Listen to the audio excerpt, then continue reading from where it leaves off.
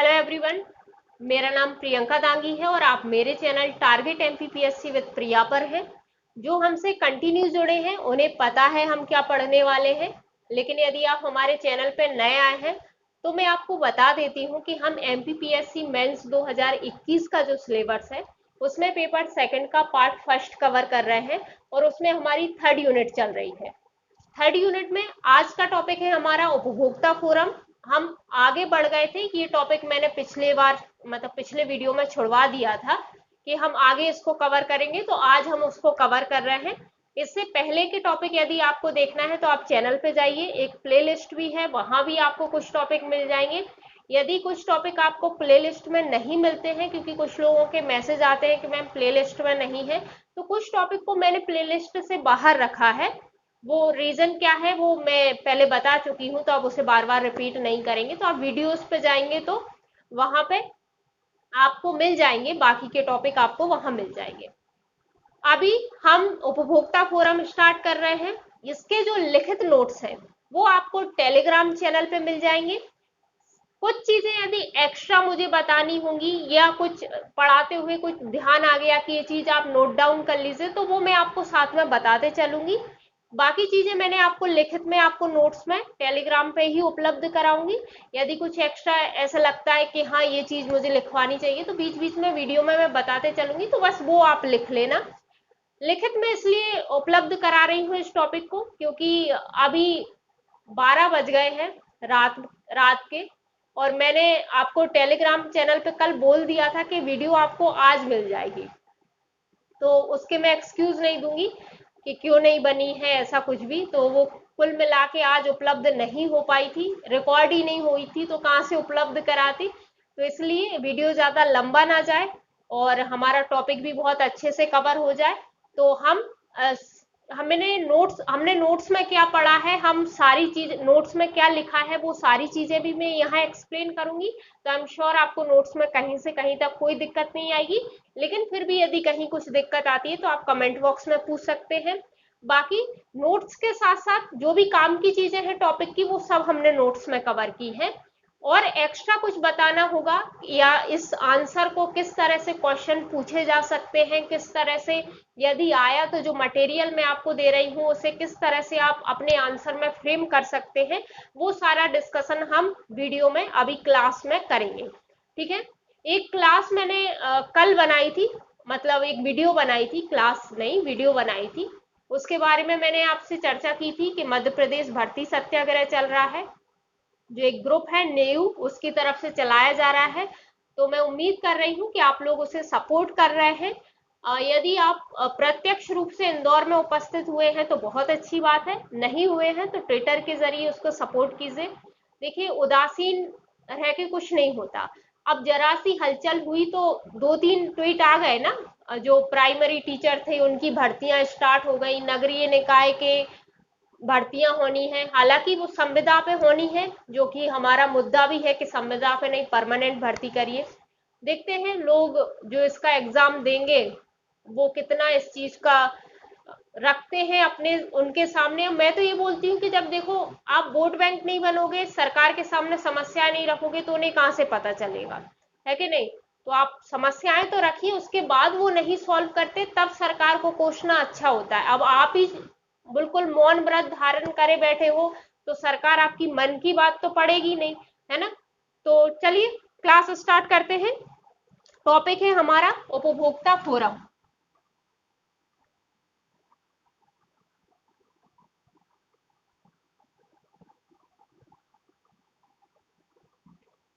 नाम से पता चल रहा है कि उपभोक्ता होगा कोई जिसके लिए फोरम होगा।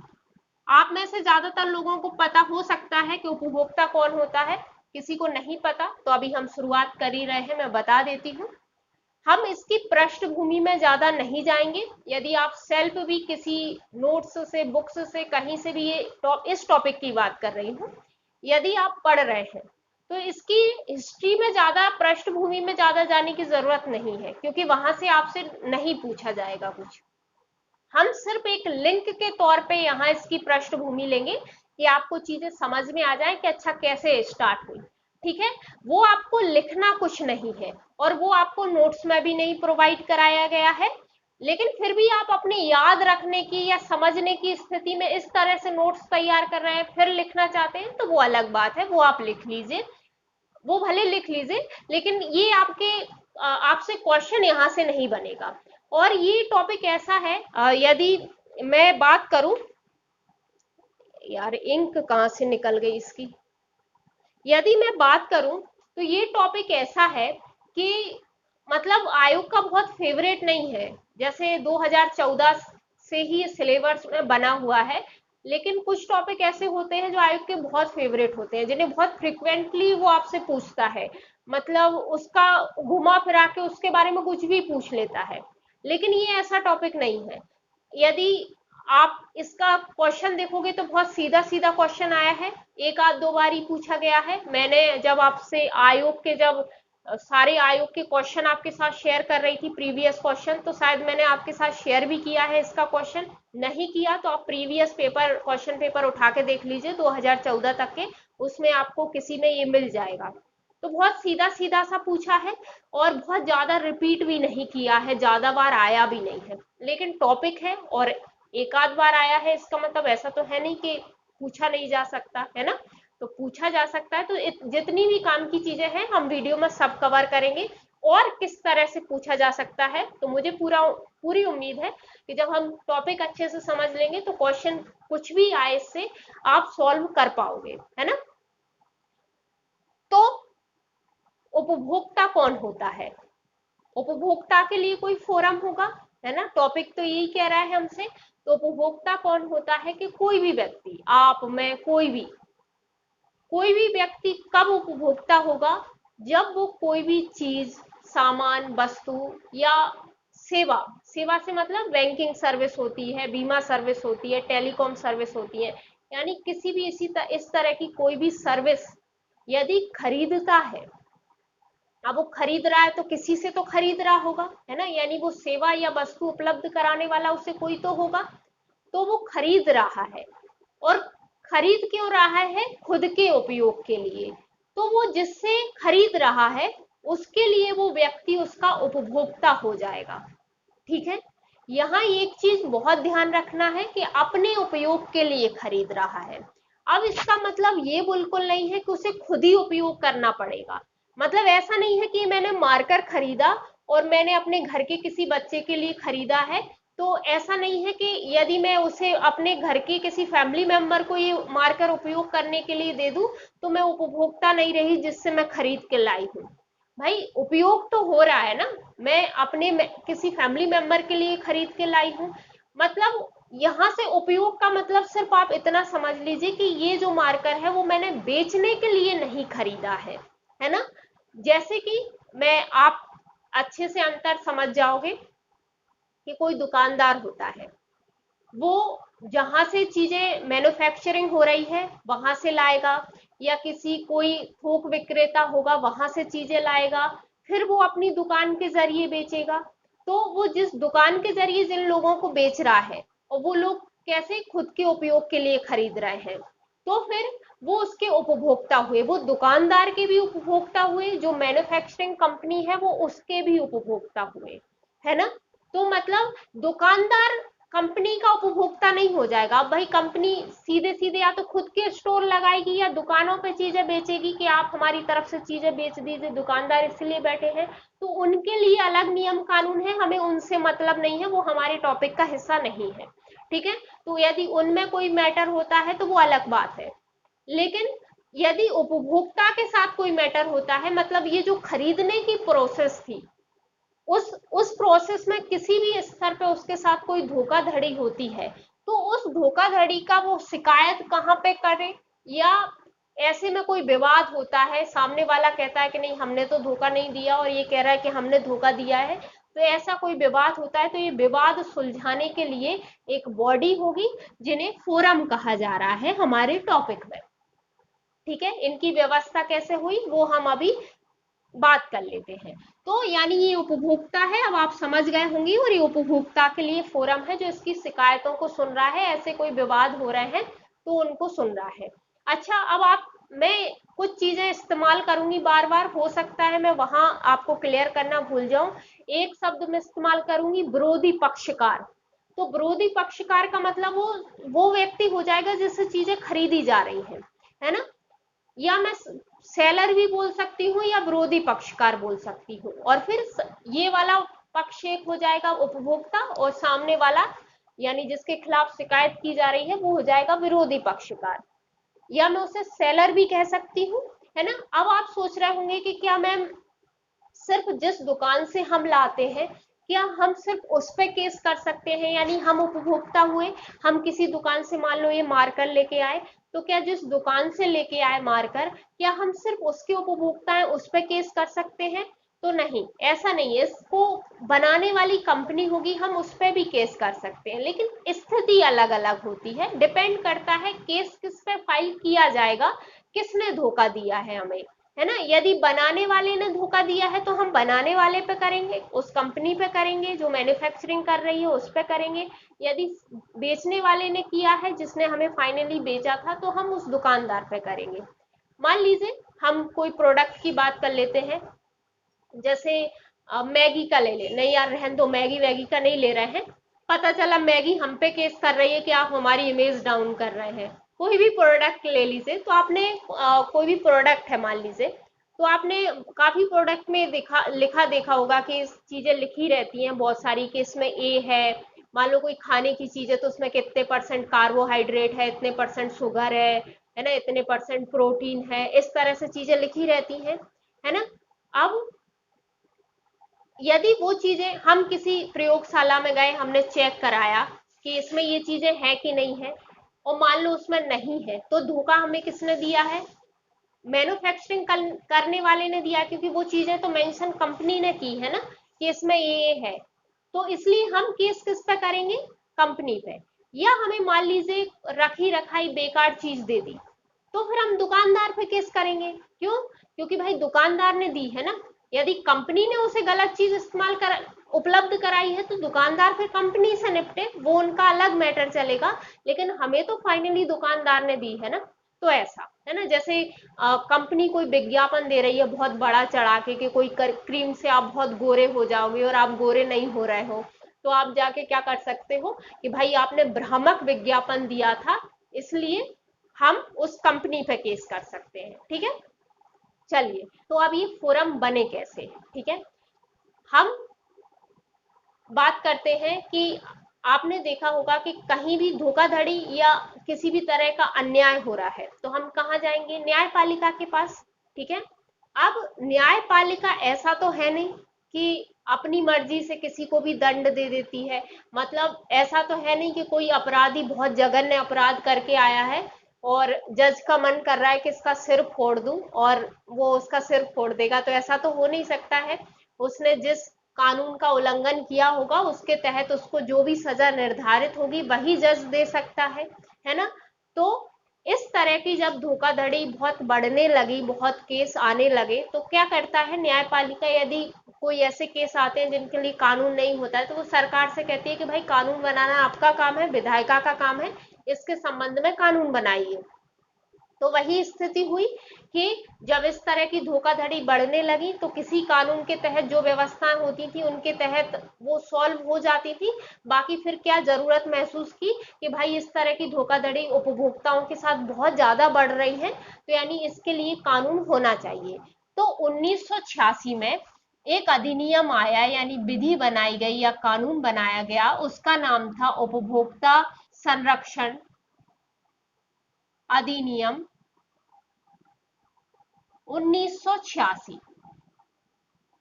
ठीक है, इसके तहत क्या कहा गया कि भाई इस तरह के उपभोक्ता के साथ कोई धोखाधड़ी होती है तो इसमें व्यवस्था की गई कि किस तरह से धोखा देंगे तो किस तरह से विवादों का निपटारा किया जाएगा। फिर जब ये अधिनियम बनाया ही जा रहा था, तो फिर जो बनाने वाले थे अधिनियम, उन्होंने सोचा कि भाई न्यायपालिका पे ही बोझ क्यों बढ़ाना, क्यों ना इसके लिए अलग से बॉडी बना दी जाए ताकि उपभोक्ता को भी जल्दी से जल्दी न्याय मिल जाए, और न्यायपालिका पे भी इस संबंध में बोझ ना बढ़े, अलग से इसकी बॉडी हो जो ऐसे विवादों को देखे, ताकि टाइम टू टाइम उनको न्याय मिल जाए। तो तभी 3 स्तर पर, यानी एक राष्ट्रीय स्तर पर सबसे ऊपर, फिर हर स्टेट में, स्टेट लेवल पे यानी राज्यों में, है ना, और फिर हर राज्यों के हर जिले के लिए क्या किया गया, यहां आयोग बनाए गए, यानी एक राष्ट्रीय आयोग बनाया गया अधिनियम में। इस अधिनियम में कहा गया कि एक राष्ट्रीय आयोग होगा, फिर हर राज्य में राज्य आयोग होंगे, और फिर हर जिले में जिला फोरम होंगे। ठीक है, जो क्या करेंगे, इस अधिनियम के तहत या उपभोक्ता के साथ इस तरह की किसी भी कोई भी धोखाधड़ी हो रही है तो ये लोग निवारण करेंगे, इसका ये लोग सुनेंगे। इन्हीं को कहा गया उपभोक्ता फोरम, जो एक त्रिस्तरीय बॉडी होती है ना, जिले पे, जिले के ऊपर राज्य में, राज्यों में, और फिर राष्ट्रीय लेवल पे। इन्हें कहा जाता है उपभोक्ता फोरम। आप सामान्य भाषा में इन्हें उपभोक्ता फोरम या उपभोक्ता न्यायालय के नाम से जानते हो। ठीक है, अब क्या हुआ कि ये व्यवस्था हो गई। अब 1986 से हम वर्तमान तक आ गए, चीजें काफी कुछ बदल गई, है ना। अब हम शॉपिंग ज्यादा से ज्यादा कहां से कर रहे हैं, ऑनलाइन कर रहे हैं। अब जरूरत हुई कि आपने सुना होगा ना कि मोबाइल के जरिए ईंट, मोबाइल मंगाया था ऑनलाइन, ईंट मिल गई, इस तरह के केस आप सुनते रहते हैं। तो यानी धोखाधड़ी का अब ये जरिया भी हो गया। तो फिर क्या हुआ कि अब इसमें संशोधन की जरूरत है। तो देखा गया कि संशोधन थोड़ा बहुत करने की जरूरत नहीं है, क्योंकि अब ज्यादातर हम क्या कर रहे हैं, ऑनलाइन शॉपिंग कर रहे हैं, ज्यादातर चीजें ऑनलाइन हो रही हैं। तो अब जरूरत महसूस की गई कि नहीं भाई, सिर्फ संशोधन से काम नहीं चलेगा, तो हम क्या करते हैं, पूरा का पूरा अधिनियम ही बदल देते हैं। मतलब इनकी व्यवस्थाएं, ये जो इसके तहत मामले चल रहे हैं या इसके तहत जो व्यवस्थाएं थी वो तो रहेंगी ही, साथ में नई चीजें जोड़ के एक नया अधिनियम ही ले आते हैं, क्योंकि संशोधन करेंगे तो उसमें बहुत हौच पौच हो जाएगी। तो इसलिए अब नया अधिनियम आया है और अधिनियम का नाम है उपभोक्ता संरक्षण। ये चीजें आप लिखो तो सिर्फ अधिनियम के नाम लिख लो ऐसा स्टार बना के, ताकि अपने आंसर फ्रेमिंग में कभी अधिनियम का नाम लिखना हो तो वो आप लिख लो, बाकी ये सारी चीजें लिखने की जरूरत नहीं है।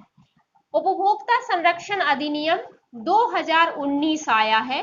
अब जो नया अधिनियम है, इस अधिनियम के आने के बाद ये जो पुराना अधिनियम था वो रिपील हो गया है। सामान्य भाषा में मैं कहूं तो समाप्त हो गया है।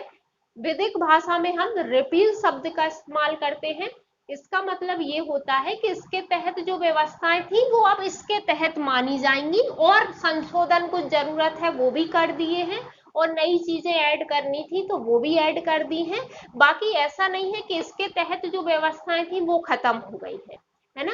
तो ऐसा नहीं है, मतलब अब जो कुछ भी होगा, यानी इस अधिनियम के तहत भी जो कुछ चल रहा था वो अब ये समझा जाएगा कि इस अधिनियम के तहत है। ठीक है, तो उसका मतलब ये होता है। चलिए, तो जैसा मैंने कहा कि इस अधिनियम की व्यवस्थाएं भी इसमें ऐड की गई हैं। सुधार की जरूरत थी, वहां सुधार किया गया है, नई चीजें जोड़ने की जरूरत थी, वहां नई चीजें जोड़ी गई हैं। तो इस अधिनियम के तहत भी ये फोरम है, यानी ये त्रिस्तरीय ये फोरम है। ठीक है, अब कुछ संशोधन भी किए गए हैं चीजों में। इनके पूरे पूरे नाम अभी मैं बताऊंगी कि क्या है, अभी हम एक एक करके अलग अलग देखेंगे, क्योंकि टॉपिक ही हमारा उपभोक्ता फोरम है ना, और ये त्रिस्तरीय व्यवस्था ही उपभोक्ता फोरम है। ठीक है, तो ये जो व्यवस्थाएं हैं, अब राष्ट्रीय आयोग का नाम तो राष्ट्रीय आयोग ही रहा, राज्य आयोग का नाम राज्य आयोग ही है ना। इनके पूरे नाम क्या है अभी हम देखेंगे। लेकिन अब ये जिला फोरम जो इनको बोला जाता था, अब इनको जिला फोरम नहीं बोला जाता, अब इनको भी जिला आयोग बोला जाता है इस नए अधिनियम के तहत। ठीक है, लेकिन आपको यदि लिखने जिला फोरम लिखा आ जाए तो कंफ्यूज नहीं होना है, क्योंकि हमारा आयोग जो है वो थोड़ा पीछे चलता है, वो इतना ज्यादा अपडेट नहीं रहता है ना। तो ऐसा है। चलिए, है ना, तो जिला आयोग भी लिखा जाए, जिला फोरम भी लिखा जाए, एक ही बात है। ठीक है, जैसा मैंने कहा ना कि इस अधिनियम की व्यवस्थाएं अब इस अधिनियम के तहत है, तो यानी जो जिला फोरम है अब उन्हें जिला आयोग कह दिया गया है। हालांकि हम सामान्य भाषा में इन्हें जिला फोरम या फोरम ही कहते हैं, उपभोक्ता फोरम ही कहते हैं, उपभोक्ता न्यायालय ही कहते हैं। तो आपको क्वेश्चन में कुछ भी लिखा जाए, कंफ्यूज नहीं होना है, ये स्तरीय व्यवस्था की बात की जा रही है, इसका मतलब ये है। ठीक है, अलग से मेंशन किया है राष्ट्रीय, राज्य या जिला, तो अलग बात है, मतलब तो इन अलग अलग इनके बारे में बात करनी है। अकेला उपभोक्ता फोरम लिखा है, मतलब इन तीनों के बारे में बात करनी है। ठीक है, चलिए अब हम आगे बढ़ जाते हैं, अब हम एक एक करके इनकी व्यवस्थाएं देखेंगे। अब नोट्स में आपको सबसे पहले इनका इंट्रोडक्शन लिखा हुआ मिलेगा कि उपभोक्ता फोरम है क्या। ठीक है, तो आप हमने बताया है उसमें कि भाई क्या किया गया है कि उपभोक्ताओं के जो भी विवाद होते हैं उनका सस्ता और शीघ्र निवारण के लिए, है ना। अभी शीघ्र निवारण मैं क्यों कह रही हूँ, क्योंकि आप देखोगे कि इसमें हर चीज के लिए या विवादों के निवारण के लिए टाइम लिमिट मेंशन कर दी है, ताकि भाई उद्देश्य तो यही था ना कि न्यायपालिका से अलग व्यवस्था, अलग बॉडी इसलिए ही बनाई गई थी कि ताकि जल्दी न्याय मिल जाए उपभोक्ता को।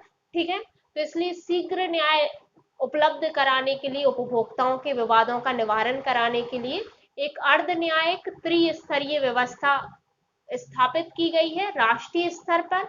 अभी हम बात करेंगे क्या है, राज्य स्तर पे और जिला लेवल पे, तीनों लेवल पे उनके अलग अलग नाम है पूरे पूरे। तो हम एक बार सबके नाम देख लेंगे, फिर हम उनके जो शॉर्ट फॉर्म में उनको जिस नाम से जाना जाता है हम उसके बारे में बात करेंगे। तो इंट्रोडक्शन हमने पूरा उसका दिया है, जिन्हें हमने कहा है कि जिन्हें सामान्य भाषा में या हम आम बोलचाल में उनको जिला फोरम या जिला उपभोक्ता फोरम या उपभोक्ता फोरम, है ना, या फिर मतलब जिले लेवल के लिए यदि तीनों के लिए बात करेंगे तो उपभोक्ता फोरम या उपभोक्ता न्यायालय कह के उन्हें हम बुलाते हैं। ठीक है, सिर्फ जिले की बात नहीं है, तीनों को यदि हम बात कर रहे हैं। तो यदि मान लीजिए क्वेश्चन आपसे ऐसा आ गया, मतलब क्वेश्चन की शुरुआत जैसे क्वेश्चन सीधा सा आ गया कि उपभोक्ता फोरम क्या है, तो वो शुरुआत में जो लाइनें लिखी हैं वो इंट्रोडक्शन की लाइनें आप लिखना कि भाई ये है ना, वो जो शुरुआत की लाइनें आपको नोट्स में लिखी हुई मिलेंगी वो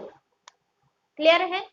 फिर हमने क्या कहा है, फिर हमने जो वर्तमान में डेटा है उनका कि कितने गठित हो चुके हैं उनके बारे में बात की गई है। तो भाई राष्ट्रीय लेवल पे तो एक ही होगा, है ना, एक राष्ट्रीय लेवल पे होगा। फिर इसका पूरा अभी पूरे पूरे नाम हम देखेंगे, ये तो आप समझ लीजिए बस। ठीक है, तो एक राष्ट्रीय लेवल पे होगा, फिर राज्य लेवल पे जो है वो है 35। अब आप सोच रहे होंगे कि मैम 35 राज्य लेवल पे कैसे हो गए, है ना। अधिनियम में कहा है कि हर राज्य में क्या होगा, राज्य एक राष्ट्रीय लेवल पे होगा, शीर्ष जो कि शीर्ष पर होगा, मतलब सबसे टॉप पे ये होगा इस व्यवस्था में, त्रिस्तरीय व्यवस्था जो होगी। अच्छा, अर्ध न्यायिक का मतलब क्या है कि भाई ऐसा नहीं है कि आप चोरी वोरी करके उनके पास पहुंच गए, वो सिर्फ विशेष उपभोक्ताओं के लिए गठित हुए हैं, उनका मतलब ये है। ठीक है, तो शीर्ष पे इस व्यवस्था में ये होंगे, फिर नीचे राज्य लेवल पे हर राज्य में ये होंगे। अब 35 के आप समझ रहे होंगे, तो इसमें शामिल है केंद्र शासित प्रदेशों में भी जो बने हुए हैं उपभोक्ता न्यायालय या उपभोक्ता विवादों के निवारण के लिए जो फोरम बने हैं राज्य लेवल पे, तो वो भी इसमें शामिल है ना। अब आप सोच रहे होंगे कि फिर तो ये 36 होने चाहिए क्योंकि 28 राज्य और 8 केंद्र शासित प्रदेश, तो एक में नहीं है। जहां तक मुझे लिस्ट याद है तो शायद केंद्र शासित प्रदेश जो लद्दाख है वहां नहीं है, फिर भी आप इंटरनेट पे एक बार इनकी लिस्ट चेक कर लीजिएगा। ठीक है, तो ये केंद्र शासित प्रदेश में भी मतलब उन्हें स्टेट लेवल का ही माना जाएगा ना, क्योंकि उसके ऊपर फिर राष्ट्रीय स्तर पे है। ठीक है, और फिर ये है 678, है ना, 678 जो है वो जिले में है। तो आप बोलोगे कि क्या मैम जिले जो हैं वो इतने ही हैं पूरे भारत में, तो ऐसा नहीं है। अधिनियम में कहा गया है कि एक जिले में जो है एक यदि राज्य सरकार को लगता है कि भाई मामले ज्यादा आते हैं वहां पे या बर्डन उन पे ज्यादा हो रहा है, तो वो एक जिले में 2 उपभोक्ता न्यायालय, मतलब एक से ज्यादा उपभोक्ता न्यायालय भी जिले लेवल पे वो राज्य सरकार गठित कर सकती है। ठीक है। कहीं कहीं ऐसा भी है कि मान लीजिए जिला लेवल पे कोई है और उसके पास के जिले में मान लीजिए अभी गठित नहीं हुआ है, राज्य सरकार ने गठित नहीं किया है उपभोक्ता न्यायालय, जिला लेवल की बात कर रही हूं मैं, तो उसके पास वाले जिला वाला जो भी आता होगा उसी को उसका अधिकार दे दिया है कि यहाँ के मामले आप देख लीजिए, मतलब उसी को अधिकारता दे दी है कि इस क्षेत्र के मामले भी आपके पास जाएंगे। ठीक है। तो कहीं कहीं ऐसा है कि एक दो दो जिले के लिए एक ही उपभोक्ता न्यायालय काम कर रहा है, या फिर एक ही जिले में दो दो उपभोक्ता न्यायालय भी हैं। यदि आप मध्य प्रदेश के जो उपभोक्ता न्यायालय है राज्य लेवल पे उसकी साइट पे जाएंगे तो आप ये चीज भी देखेंगे कि कहीं कहीं किसी किसी जिले में 2 है, कहीं कहीं किसी किसी जिले में है ही नहीं। तो है नहीं इसका मतलब ये नहीं है कि वहां का उपभोक्ता अपना केस नहीं फाइल कर सकता, उसको किसी ना किसी उपभोक्ता न्यायालय को उसकी अधिकारता दे रखी है उस क्षेत्र की, है ना। तो वहां जाके वो उसका फाइल कर सकता है। ठीक है। तो ऐसी व्यवस्था है। तो वो सारा मटेरियल जो है कि कहाँ है कहाँ नहीं है मध्य प्रदेश में, वो सब इतना हमें फालतू की अपने लिए चीजें बढ़ाने की जरूरत नहीं है, क्योंकि मेंस में हमसे ये नहीं पूछा जाएगा। यदि मैं क्या कह रही हूँ कि यदि क्वेश्चन सीधा सा आ गया कि उपभोक्ता न्यायालय या उपभोक्ता फोरम क्या है, तो हम एक इंट्रोडक्शन देंगे और फिर वर्तमान में इनका क्या डेटा है, वर्तमान में क्या स्थिति है, कितनी क्या अभी गठित हो चुके हैं। तो ये चीजें आप अपडेट अपडेट करते रहिए टाइम टू टाइम, क्योंकि अभी जैसे मैंने परसों देखा था, शायद परसों जब तक मैंने राष्ट्रीय आयोग की साइट पे देखा था तब तक इतने थे। अब कल के लिए दूसरे और भी बन जाए तो आप अपडेट करते रहना अपने नोट्स पे। तो ठीक है, आगे नोट्स में हमने इनकी बात की है कि भाई इतने हैं। अब हम अलग अलग इनके बारे में जान लेते हैं। यदि आपसे सीधा उपभोक्ता फोरम पूछा है तो आप थोड़ा थोड़ा तीनों के बारे में बताओगे। यदि मान लीजिए अलग अलग ही स्पेशली लिखा आ गया कि भाई राष्ट्रीय उपभोक्ता विवाद निवारण आयोग के बारे में बताइए, 200 शब्द में आ गया, तो हम उस हिसाब से भी देख लेते हैं कि अकेला राष्ट्रीय के लिए लिखने आ गया तो, अकेले राज्य वाले के लिए लिखने आ गया तो, या अकेला जिला वाले के लिए लिखने आ गया तो क्या लिखेंगे। ठीक है। चलिए अब हम शुरू कर रहे हैं जिला लेवल वाले से। क्यों शुरू कर रहे हैं, क्योंकि फिर ऊपर जाते जाएंगे तो ताकि चीजें आपको बहुत इजीली समझ में आती जाएंगी, इसलिए, है ना। तो जो जिला फोरम होते हैं या जिला आयोग होते हैं उनका पूरा नाम क्या है? जिला उपभोक्ता विवाद निवारण। अच्छा, यहाँ निवारण की जगह आपको प्रतितोष या प्रतितोषण भी लिखा मिल सकता है ना। ये अधिनियम की भाषा में बोलते हैं इसको, तो हो सकता है आपको निवारण की जगह ये भी लिखा मिले, तो कंफ्यूज नहीं होना है। जिला उपभोक्ता विवाद निवारण आयोग, है ना। अब इसे आयोग ही बोलते हैं, फोरम भी या न्यायालय भी इसकी जगह लिखा आ सकता है, तो ऐसी कोई कंफ्यूज होने वाली बात नहीं है। अब जैसे मैंने आपसे कहा कि यदि आप आयोग प्री के हिसाब से पढ़ते हैं तो बहुत सारे फैक्ट होते हैं, मतलब कैसे गठन हो रहा है, कब गठन हुआ है, कितने अध्यक्ष सदस्य मिला के कितने होते हैं, नियुक्ति कौन कर रहा है, हटा किस प्रकार रहे हैं, या त्याग पत्र किसको दे रहे हैं। तो तमाम तरह के फैक्ट होते हैं, लेकिन वो हमारे प्री के हिसाब से पूछे जाते हैं। अब जो चीजें हमसे पूछने की संभावना ना के बराबर है, मतलब यदि हम पुराने पेपर उठा के देख लें, आयोग किस तरह से क्वेश्चन करता है ये अंदाजा हम पुराने पेपरों से ही लगाते हैं, है ना। तो यदि आप सेल्फ भी पढ़ रहे हैं तो आप इन चीजों का ध्यान रखा करें, कोई भी चीज भी, कि क्वेश्चन उस टॉपिक से किस तरह से बनते हैं, है ना। तो ताकि अननेसेसरी आपके पास मटेरियल बहुत ज्यादा बिना मतलब का ना पढ़ रहे हो आप, ये ध्यान रखा करें। ठीक है। तो जिस हिसाब से क्वेश्चन बनते हैं आयोगों से, मैंने उसी हिसाब से चीजें उठाई हैं। सब फैक्ट मैंने कवर नहीं किए हैं, फिर भी आपको शौक है करने का तो आप बिल्कुल स्वतंत्र हैं, आप कर सकते हैं।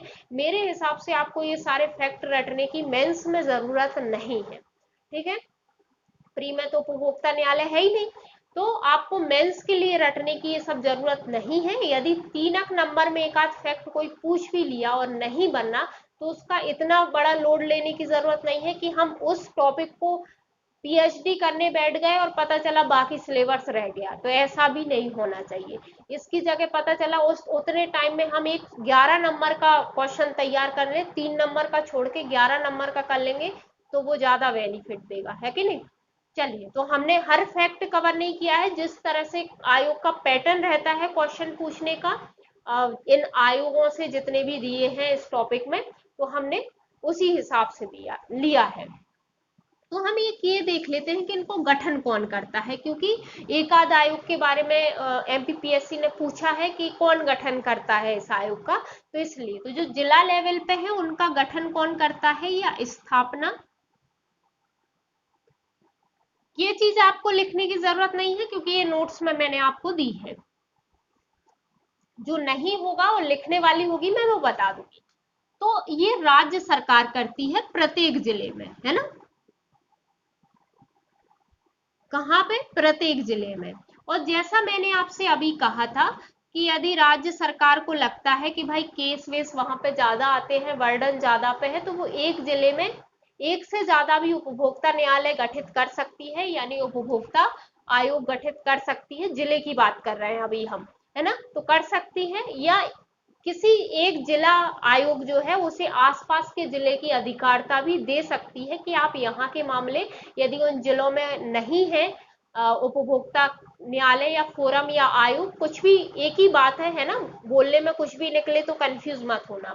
तो यदि वहां नहीं है तो वो उनको अधिकारिता दे सकती है कि यहाँ के मामले आपके यहाँ फाइल होंगे, आप सुनेंगे। ठीक है, तो राज्य सरकार प्रत्येक जिले में क्या करती है, इसकी स्थापना करती है। अब हम देख लेते हैं इसकी संरचना, ये जिला आयोग की, क्योंकि संरचना पूछ ली जाती है। ज्यादातर आयोगों की संरचना पूछी है, 3 नंबर में भी पूछी है। जो लॉन्ग क्वेश्चन आते हैं, पहले 300 शब्द के आते थे, तो 300 शब्द में भी आपसे संरचना के साथ साथ और एक आध कुछ और जोड़ के, कार्य वगैरह जोड़ के आगे क्वेश्चन इस तरह से पूछा है। ठीक है, और जो लघु उत्तरीय क्वेश्चन आते हैं जो कि अब 5 नंबर में आएंगे, तो उस तरह के क्वेश्चन में भी पूछी गई है। तो संरचना में क्या है इसके कि एक अध्यक्ष होगा, है ना,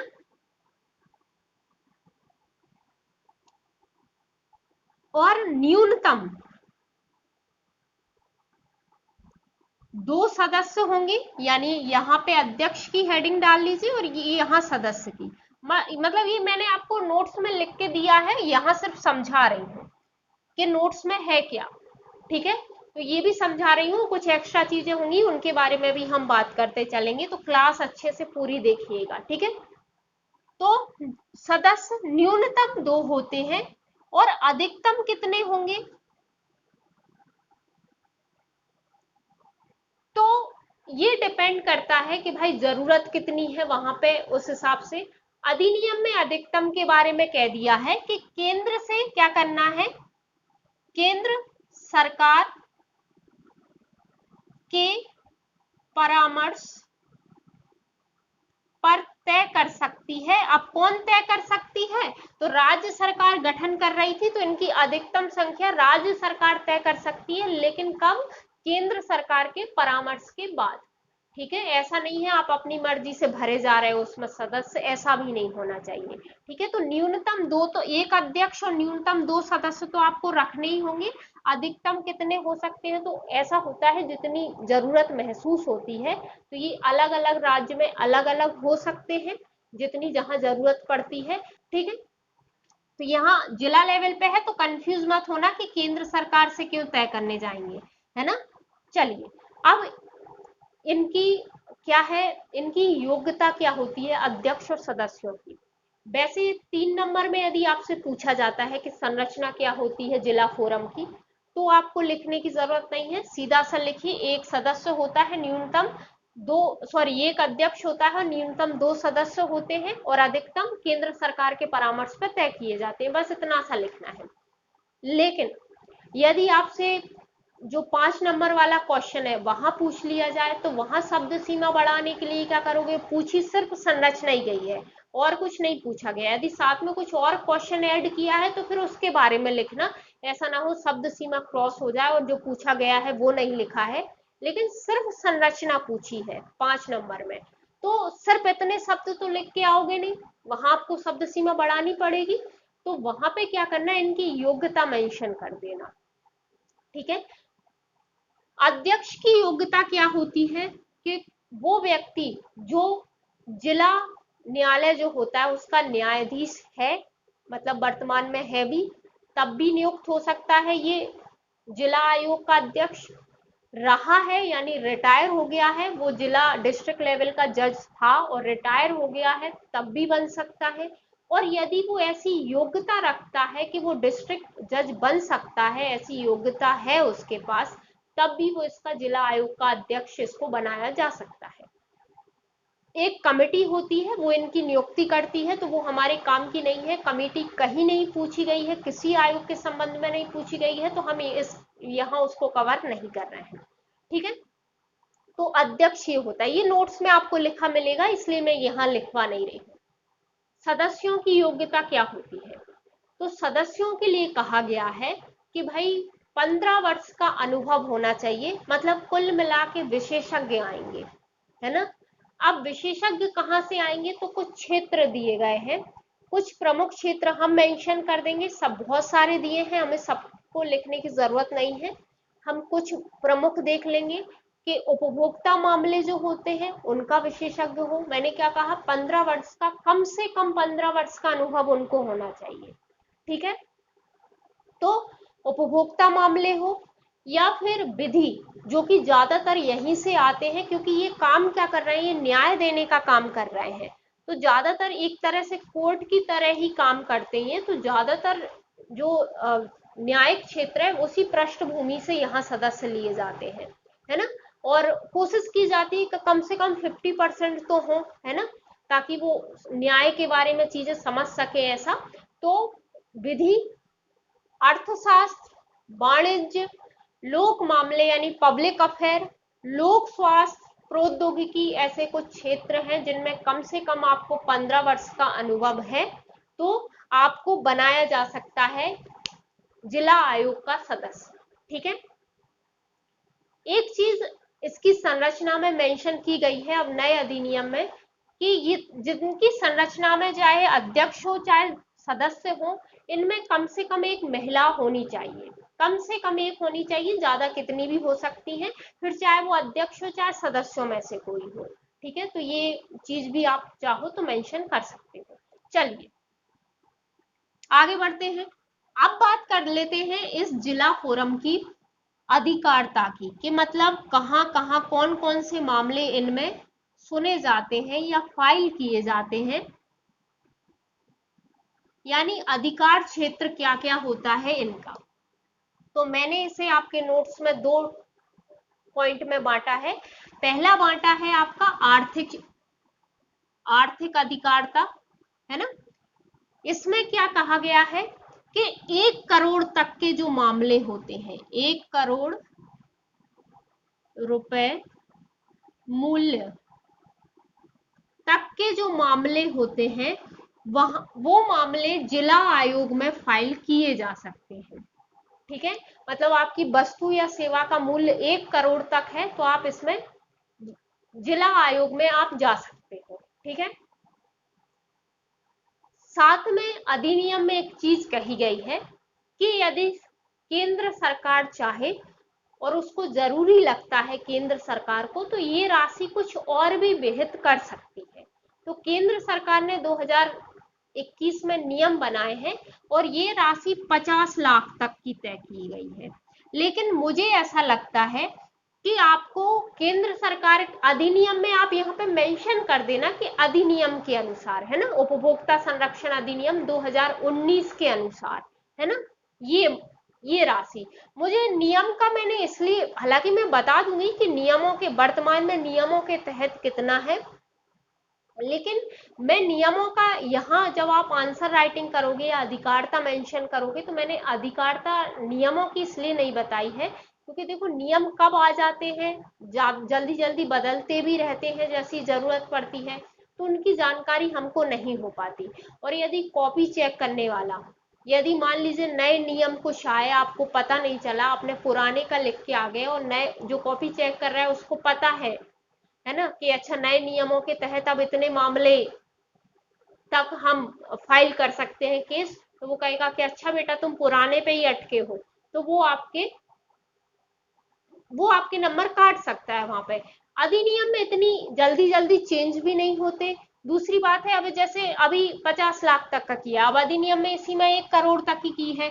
यदि केंद्र सरकार को लगेगा तो इसी में और भी बढ़ा देगी वो, क्योंकि वो तो अभी 1 करोड़ तक जा सकती है ना, क्योंकि अधिनियम में तो उसने 1 करोड़ कर रखा है। ठीक है, तो अधिनियम में इतनी जल्दी चेंज भी नहीं होता। और फिर दूसरी बात ये भी होती है कि अधिनियम में चेंज होना मतलब थोड़ी बड़ी बात हो जाती है, तो वो हमारे न्यूज़पेपर में या कहीं से भी हमें सुनने में आ ही जाता है कि अधिनियम में चेंज हुआ है। नियम कब आ जाते हैं, अधिसूचना हमें उतनी इजिली पता नहीं चल पाते हैं। तो आप अधिनियम के अनुसार ही राशि मेंशन करना, बाकी फिर आपकी इच्छा। ठीक है, तो यानी आर्थिक अधिकारिता इनकी 1 करोड़ तक की आप मामले यहाँ इस आयोग में लेके जा सकते हैं। अब बात आती है कि स्थान के आधार पे क्या अधिकारिता है, या क्षेत्र के आधार पे क्या अधिकारिता है। मतलब क्या मैं किसी भी जिला आयोग में जाके मामले फाइल कर आऊंगी, ऐसा नहीं है ना। क्या कहा गया है कि यदि क्षेत्र के आधार पे आप अधिकारिता देखोगे तो आप क्या देखोगे, दूसरा पॉइंट, ये पहला पॉइंट लिखा है और दूसरा पॉइंट लिखा है क्षेत्र के आधार पे अधिकारिता, है ना।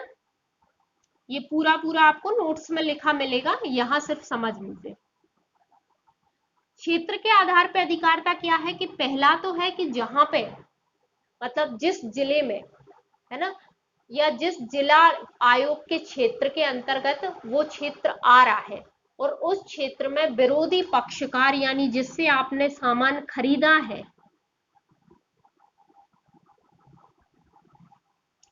वो वहां पे निवास कर रहा है, यानी वहां पर रहता है, या फिर वहां उसका कार्यालय यानी ऑफिस है। तो उस जिला आयोग के क्षेत्र में जो, यदि वो उसका कार्यालय है या वो रह रहा है विरोधी पक्ष का, तो आप वहां फाइल कर सकते हो। अभी नए अधिनियम में कह दिया गया है कि उपभोक्ता, अब चूंकि क्या ये पुराने अधिनियम में व्यवस्था नहीं थी, अब नए अधिनियम में महसूस किया कि जब हम उपभोक्ता को ही संरक्षण दे रहे हैं, तो अब एक चीज जोड़ दी गई है कि उपभोक्ता निवास कर रहा है उस जिले में भी, या फिर वो उपभोक्ता लाभ के लिए कहीं पे काम कर रहा है, तो वहां पे भी क्या कर सकता है, वो ये केस फाइल कर सकता है। ठीक है, तीसरा पॉइंट कहा गया है कि जहां से आपने वो सेवा या कोई भी वस्तु वगैरह, चीज वगैरह आपने खरीदी है यानी प्राप्त की है ना। ठीक है, मतलब मैंने जिस जिला आयोग के क्षेत्राधिकार से मैंने क्या लिया है, कोई सामान या सेवा ली है, तो मैं उसी जिला आयोग में जाके फाइल कर दूंगी, या मैं निवास करती हूँ वहां पे भी कर दूंगी, या मैं लाभ के लिए काम कर रही हूँ मैं वहां पे भी कर दूंगी, या फिर जहां पे जो जिससे मैंने खरीदा है वो रह रहा है या उसका मेन ऑफिस है, तो मैं वहां भी जाके कर सकती हूँ। ठीक है, तो ये 3 अधिकारिता क्षेत्र अधिकारिता में आएंगी, मतलब क्षेत्र के आधार पे हम किस जिला आयोग में जा सकते हैं यदि हमें जिला आयोग में जाना है तो। और मामला हमारा 1 करोड़ तक का होना चाहिए अधिनियम के अनुसार। नियम के अनुसार 50 लाख तक का है ना, यदि आपको प्रैक्टिकली जाना है तो नियम के अनुसार जाना पड़ेगा, यानी 50 लाख तक का आपका मामला है, तो आप इन क्षेत्रों में आ रहे हो तो उस क्षेत्र के जिला आयोग में आप जा सकते हो। ठीक है, चलिए आगे बढ़ते हैं। अब हम नेक्स्ट पॉइंट क्या लिखेंगे इसमें, अच्छा इसमें क्वेश्चन किस तरह से हम आएगा तो लिखेंगे, वो अभी हम बात कर रहे हैं, पहले एक पूरा आयोग का समझ लेते हैं जो कुछ मेन पॉइंट है। ठीक है, अब अगला पॉइंट आपको नोट्स में मिलेगा कि इसकी कार्य प्रणाली क्या होती है, या इसके कार्य करने का तरीका क्या होता है, या प्रक्रिया क्या होती है। कार्य प्रणाली यानी ये किस तरीके से या किस प्रकार से काम करता है, या कार्यवाही, शिकायत निवारण का तरीका भी कह सकते हैं आप इसे।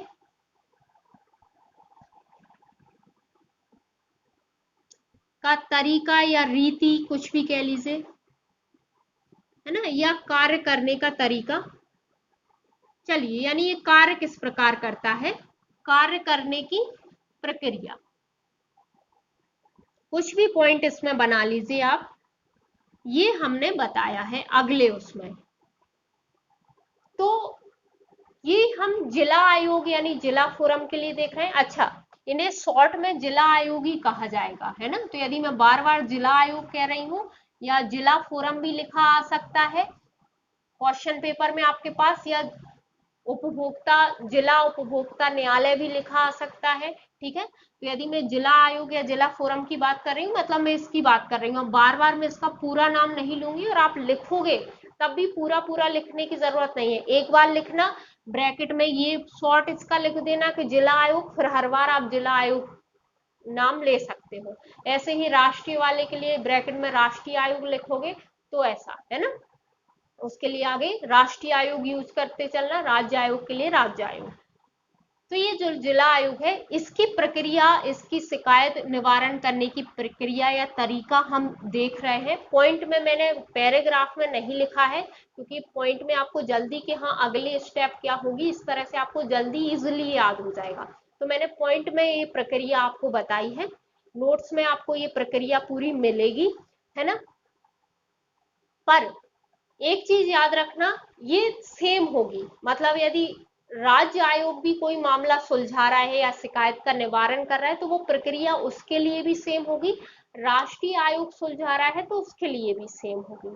तो इसलिए यदि मैं नोट्स में सिर्फ मैंने आपको एक बार जिला आयोग के लिए लिख के दी है, आप जब नोट्स पढ़ोगे तो मैंने राष्ट्रीय आयोग और राज्य आयोग की जब बात की है तब ये पॉइंट नहीं लिखा है ना। तो वहां पे आप इसी प्रक्रिया को चाहे तो लिख लेना, या वहां पे नोट डाल लेना कि सेम ही है, प्रक्रिया सेम है, ऐसा कुछ याद रहे तो ऐसा लिख लेना नोट्स पे। और फिर क्या करना है, जहां पे हम जिला आयोग की बात कर रहे हैं, यदि आपसे राष्ट्रीय आयोग की पूछा जा रहा है, तो आप जिला आयोग शब्द वहां से हटा के जितनी भी बार हमने जिला आयोग बोला है वहां आप राष्ट्रीय आयोग मेंशन करोगे। यदि आपसे राज्य आयोग की पूछा है तो जिला आयोग की जगह आप राज्य आयोग की बात करोगे, यानी जितनी जगह मैंने जिला आयोग लिखा है वहां पे आप राज्य आयोग लिख लेना, ठीक है। जब आप राष्ट्रीय के लिख रहे हो तो राष्ट्रीय, और राज्य के लिए लिख रहे हो तो राज्य। क्लियर है, कोई दिक्कत नहीं है, मतलब हमने कार्य प्रणाली एक ही बार देखी है, तीनों के लिए समान है, ठीक है। तो ये पॉइंट मैंने हर बार रिपीट नहीं किया है, तो इसका मतलब ये नहीं है कि बाकी दोनों के लिए कार्य प्रणाली नहीं है, ठीक है।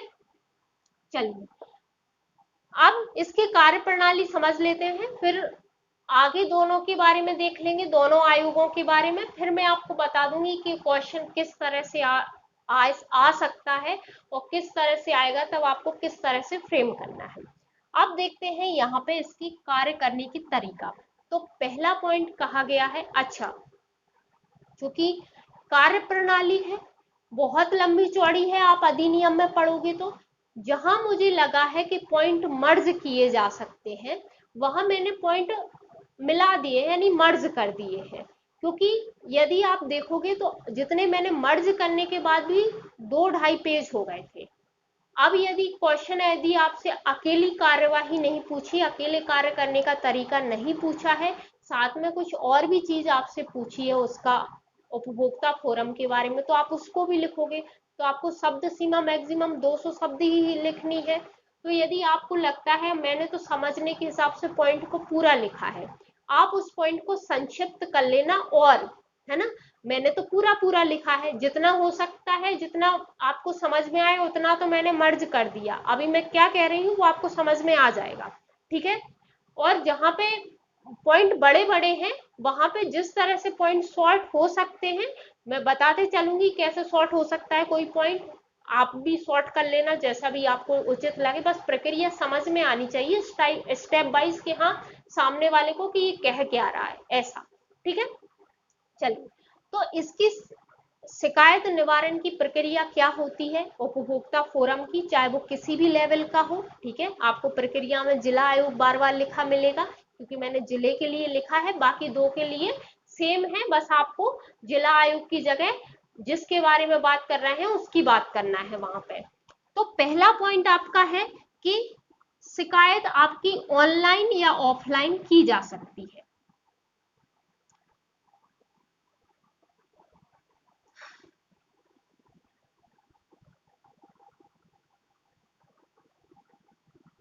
अब ये पॉइंट कैसे हो गया है, क्योंकि ये ऑनलाइन जो व्यवस्था है वो नए अधिनियम में ही दी है कि अब आप ऑनलाइन शिकायत भी कर सकते हो।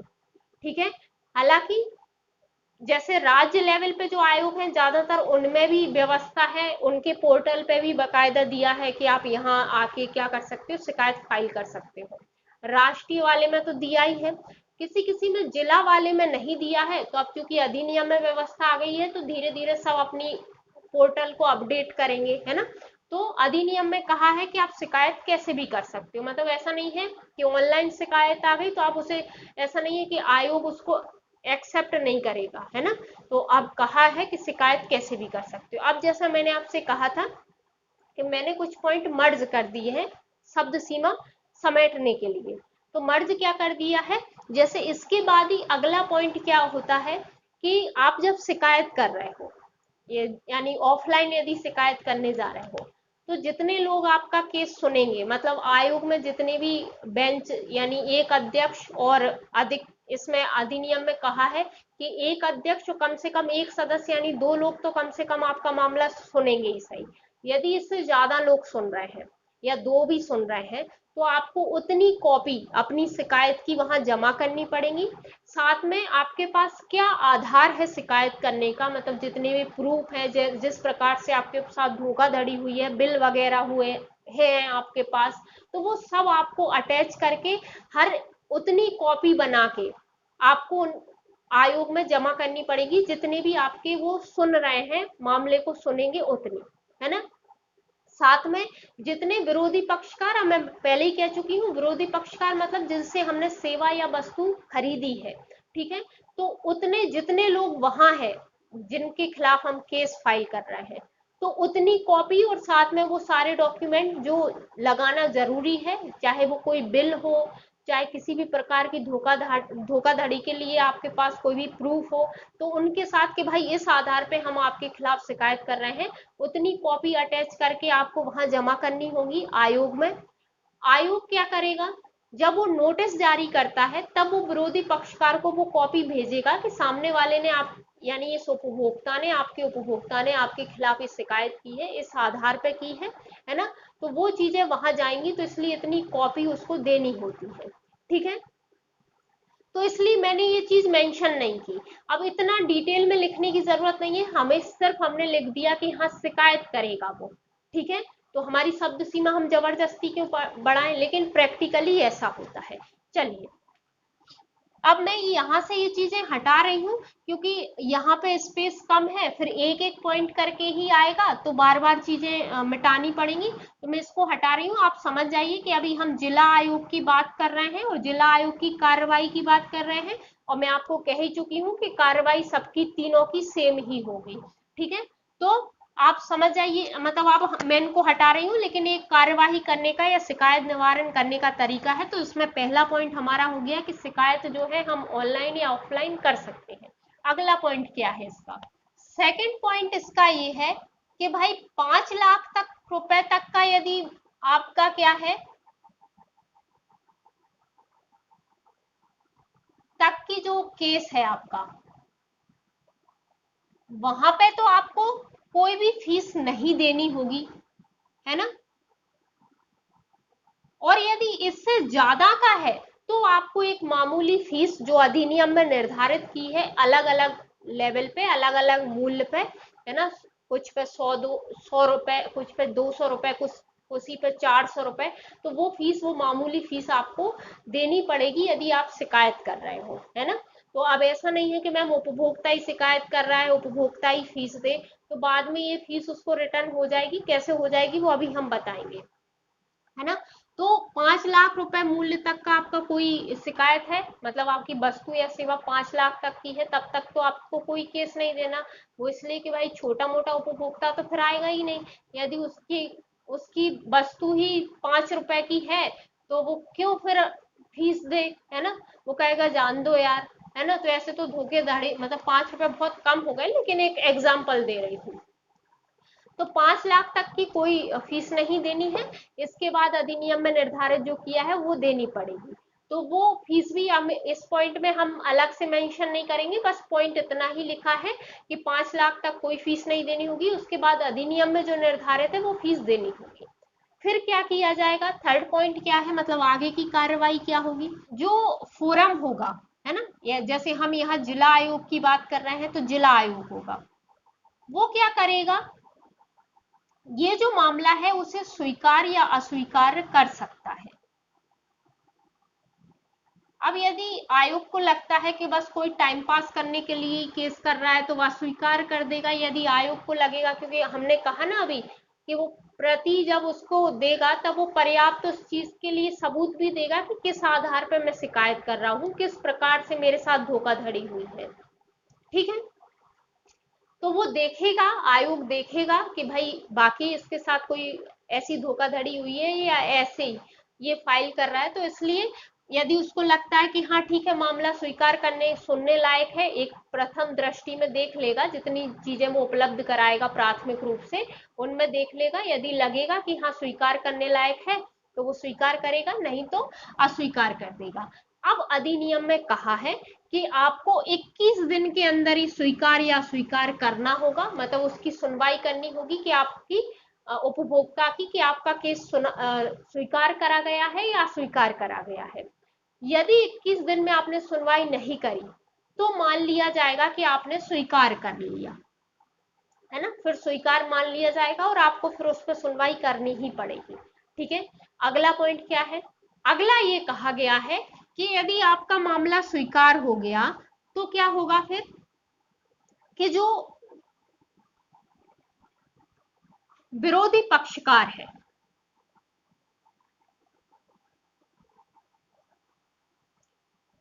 उसे नोटिस भेजा जाएगा और नोटिस के साथ वो शिकायत की कॉपी भेजी जाएगी, जिसके बारे में मैंने आपसे बात की थी, है ना। और इस नोटिस पे ये जो विरोधी पक्षकार यानी जो सेलर या जिससे आपने वस्तु या सेवा खरीदी है, वो क्या करेगा, उसे 30 दिन के भीतर क्या देना पड़ेगा, अपना पक्ष रखना पड़ेगा वहां आके। क्योंकि भाई त्वरित, या हमने क्या कहा कि जल्दी से जल्दी उपभोक्ता को न्याय मिल जाए, इसलिए अलग से बॉडी बनाई गई है। तो बाकायदा इनके लिए अवधि निर्धारित की गई है कि सामने वाले को कितने टाइम में जवाब देना है, ताकि जल्दी से जल्दी प्रक्रिया पूरी हो सके। ठीक है, तो ये चीज है कि 30 दिन के भीतर, हालांकि यदि विरोधी पक्षकार कोर्ट से ऐसी विनती करता है कि भाई किसी भी रीजन से 30 दिन में हम उपस्थित नहीं हो सकते या अपना पक्ष नहीं रखने में हम सक्षम नहीं है, किसी भी कारण से, और कोर्ट को लगता है कि हाँ भाई सामने वाला सही कह रहा है, तो कोर्ट उसे 15 दिन का टाइम और दे सकता है। ठीक है, इसके भीतर इसको अपना पक्ष रखना होगा। ठीक है, अब आगे बढ़ते हैं। अगला पॉइंट है कि पहली सुनवाई में ही या उसके बाद कोई भी सुनवाई में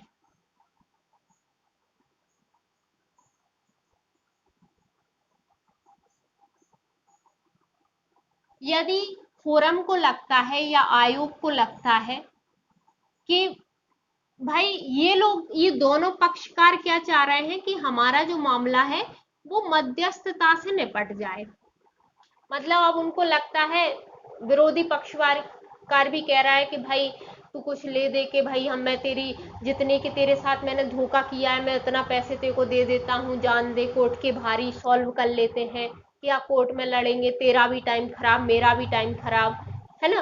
और कि अब ठीक है, हो गया वो हो गया, गलती हो गई, माफ कर दे।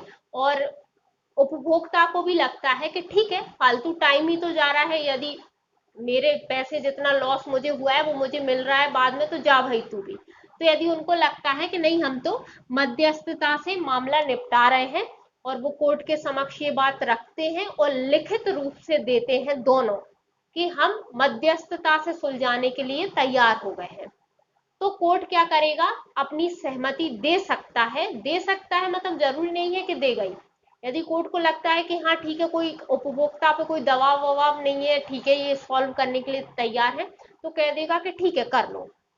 लेकिन अब नए अधिनियम में व्यवस्था की है, अधिनियम का पूरा एक अध्याय दिया है, अध्याय 5, जिसके तहत इस फोरम में जो भी किसी भी स्तर का फोरम होगा, वहां पे एक मध्यस्थता सेल होगी, उसकी पूरी उसके जरिए उसकी पूरी प्रोसेस के जरिए आपको मध्यस्थता से सुलझा सकते हो आप कोई भी मामला। लेकिन उससे पहले आपको कोर्ट में, मतलब यहाँ पे फोरम में आपको लिखित में देना होगा कि हाँ, हम मध्यस्थता से सुलझा रहे हैं। ठीक है, तो ये चीज है। अब यदि लगता है, अगला पॉइंट ये है कि यदि ये मध्यस्थता से नहीं सुलझा रहे हैं, चाहे कोई भी, मतलब ये या तो दोनों ही कह रहे हैं कि नहीं, हम तो चलने दो केस, हम तू अपनी बात रख, मैं अपनी बात रखूं, या कोई एक पक्षकार, और एक पक्षकार का मतलब यहाँ विरोधी पक्षकार भी है, ऐसा नहीं है कि सारी चीजें उपभोक्ता के हाथ में है ना। तो कि भाई मैंने पहले केस कर दिया, अब सामने वाले से मैंने पैसे वैसे ऐंठ लिए कि चलो मैं केस वापस तब ले लूंगा जब यदि तुम मुझे इतने पैसे दे दोगे, तो ऐसा नहीं है। यदि विरोधी पक्षकार भी सहमत होना चाहिए मध्यस्थता करने के लिए। यदि विरोधी पक्षकार भी कहता है कि भाई मेरी गलती ही नहीं है, तो मैं क्यों मध्यस्थता करूं, मैं तो कोर्ट के थ्रू ही निपटूंगा, अब तू निपट ले। तो यदि दोनों या दोनों में से कोई एक ये कहता है कि नहीं, हमें तो क्या चाहिए, कोर्ट मतलब फोरम के थ्रू ही डिसीजन चाहिए, या उसके तहत ही हमको न्याय चाहिए, तो क्या की जाएगी, प्रक्रिया आगे बढ़ाई जाएगी। प्रक्रिया आगे बढ़ाई की जाएगी, मतलब जितने भी उनके पक्ष विपक्ष के जितने भी गवाह होंगे, जो भी सबूत होंगे, सब देखे जाएंगे, जांचे जाएंगे, सुने जाएंगे। यदि कोई वस्तु वगैरह है, उसका कोई भी परीक्षण करने की जरूरत है, यानी उसे प्रयोगशाला वगैरह में भेजने की जरूरत है, तो वहां भी भेजा जाएगा। मतलब मान लो मामला कुछ ऐसा आया है कि किसी वस्तु का परीक्षण करवाने की जरूरत है, उस स्तर पे धोखा हुआ है, कि जैसे आपने देखा होगा ना कि किसी भी चॉकलेट पे देखा होगा कि इसमें इतना फैट है, इतना शुगर है, यदि उतना नहीं है या उससे ज्यादा कुछ हानिकारक तत्व उसमें है और उसमें मेंशन नहीं किए गए हैं, फिर उपभोक्ता जाता है कि इसमें ऐसे तत्व थे, इन्होंने मेंशन नहीं किया है, या फिर इन्होंने झूठी जानकारी दी है, तो प्रयोगशाला में भेजा जाएगा कि बाकी जो कह रहा है उपभोक्ता वो सही है कि नहीं है। तो पर्याप्त जांच करने के बाद क्या होगा, आयोग को यदि लगता नहीं है, मतलब पूरा जांच करने के बाद, सब गवाह सबूत सब देखने के बाद, जांच करने के बाद, जो भी आयोग होगा, जो भी फोरम होगा, जिस स्तर का भी, जैसे हम यहाँ जिला फोरम की बात कर रहे हैं, तो जिला फोरम होगा, जांच के बाद उसे ये फाइनल हो गया कि उपभोक्ता ने जो भी इल्जाम लगाए हैं वो सही है, मतलब जो सेलर है, जो विरोधी पक्षकार है, जिससे हमने चीज या कोई सेवा खरीदी है, वो गलत है, बाकी उसकी गलती है। तो जिस लेवल पे भी गलती होगी, तो वो क्या करेगा, या तो उस पर जुर्माना लगा देगा, उस पर जुर्माना भी लगा सकता है यदि उसको लगता है कि हाँ इतने के जुर्माना। यदि उसको लगता है कि उपभोक्ता को कोई क्षति हुई है, चाहे वो मानसिक हो चाहे शारीरिक हो, मान लो उसने कोई ऐसी चीज खा ली जिससे उसे शारीरिक क्षति पहुंची है ना, या मानसिक क्षति पहुंची है पूरी कार्यवाही में, तो वो उसे क्षतिपूर्ति देगा। मतलब कोर्ट आदेश दे सकता है, फोरम आदेश दे सकता है उसको, विरोधी पक्षकार को, कि उसकी क्षतिपूर्ति दो, या कोई जुर्माना लगा सकता है, या उसकी क्षतिपूर्ति दे सकता है। यदि उपभोक्ता चाह रहा है कि नहीं, मेरा जो माल मुझे दिया गया है मुझे वो बदल के दो, तो वो माल बदल के देने के लिए भी बोल सकता है। ठीक है, प्लस जो कार्रवाई में उसका खर्चा हुआ है, विरोधी पक्षकार को वो देने के लिए कहेगा, यानी कार्यवाही का खर्चा, मतलब जो फीस वीस उसने पे की थी उपभोक्ता ने, अब ये विरोधी पक्षकार से वसूली जाएगी। क्यों, क्योंकि वो तो गलत साबित हो गया ना विरोधी पक्षकार, तो अब उपभोक्ता क्यों फीस भरे। ठीक है, तो जो भी कार्यवाही के दौरान जो भी उसका खर्चा आया है वो सब विरोधी पक्षकार से वसूला जाएगा। ठीक है, चलिए, तो कार्यवाही यहीं खत्म हो जाती है। अब यदि उसको लगता है फोरम को कि विरोधी पक्षकार, यानी चाहे कोई कंपनी हो, कोई सेलर हो, कोई दुकानदार हो, वो कुछ ऐसा करता आ रहा था जो उसे नहीं करना चाहिए था, या और भी उपभोक्ता होंगे जिनको उसने नुकसान पहुंचाया, वो फोरम तक नहीं पहुंच पाए, या ये जो उपभोक्ता फोरम आया था उसके साथ ही इतनी बड़ी धोखाधड़ी हुई है जो नहीं होनी चाहिए थी। मतलब मामला छोटा मोटा नहीं है, और उसको लगता है फोरम को कि इसका लाइसेंस रद्द किया जाना चाहिए, तो उसका लाइसेंस भी रद्द कर सकता है, परमानेंट भी यानी स्थायी भी, और यदि लगता है कि कुछ टाइम के लिए दंड स्वरूप कुछ टाइम के लिए कर रहे हैं तो अस्थायी भी। ठीक है, ये स्थायी यदि कर दिया तो भाई आपके पास लाइसेंस नहीं है, तब तक तो आप व्यापार कर ही नहीं सकते, और यदि करोगे तो फिर उसके लिए अलग कानून है, वो इलीगल होगा और उसके तहत आपको कभी भी धरा जा सकता है। ठीक है, तो ये चीज है। तो ये तो इसकी कार्रवाई हो गई। आगे आपको कुछ और पॉइंट लिखे मिलेंगे तो वो उसके बारे में और चर्चा कर लेते हैं कि वो क्यों लिखे हैं हमने। ठीक है, ये पॉइंट आपके नोट्स में कार्रवाई से अलग इसलिए लिखे गए हैं कि जरूरत हो तो इनको ऐड कर देना, नहीं तो आपकी जानकारी के लिए है वो, है ना। यदि आपको शब्द सीमा में जरूरत पड़ रही है और तो आप मेंशन कर सकते हो, या इस तरह से कुछ क्वेश्चन आपसे पूछा गया है तो इस कंटेंट को यूज कर सकते हो। ठीक है, तो इस पॉइंट में आपसे पहले पॉइंट में ये कहा गया है कि इतनी देर से हम बात कर रहे हैं कि ये बॉडी इसलिए बनाई गई है, ये फोरम इसलिए बनाए गए हैं ताकि उपभोक्ता को जल्दी न्याय मिल जाए। तो यही कहा गया है कि यदि वस्तु के जो परीक्षण की बात कर रहे थे ना हम अभी, कि किसी वस्तु का परीक्षण करवाने की जरूरत है, तो यदि परीक्षण करवाने की जरूरत है किसी वस्तु वगैरह का, है ना, परीक्षण की जरूरत है, तो 3 माह में आपको ये मामला सुलझाना होगा, यानी ये जो शिकायत आई है उसका निवारण करना होगा, किसी भी स्तर पे कोई भी आयोग हो, है ना। यदि परीक्षण की जरूरत नहीं है, ऐसे किसी परीक्षण की जरूरत नहीं है, परीक्षण की जरूरत में परीक्षण की जरूरत है तो 5 माह, सॉरी, है ना, परीक्षण की जरूरत है तो 5 माह, और परीक्षण की जरूरत नहीं है तो 3 माह। अब ये क्यों कहा गया है, क्योंकि परीक्षण की जरूरत में आप अधिनियम यदि पढ़ने जाओगे, अब वो चीजें आपके काम की नहीं है इसलिए आपको पढ़ने की जरूरत नहीं है, वो काम हमारा था।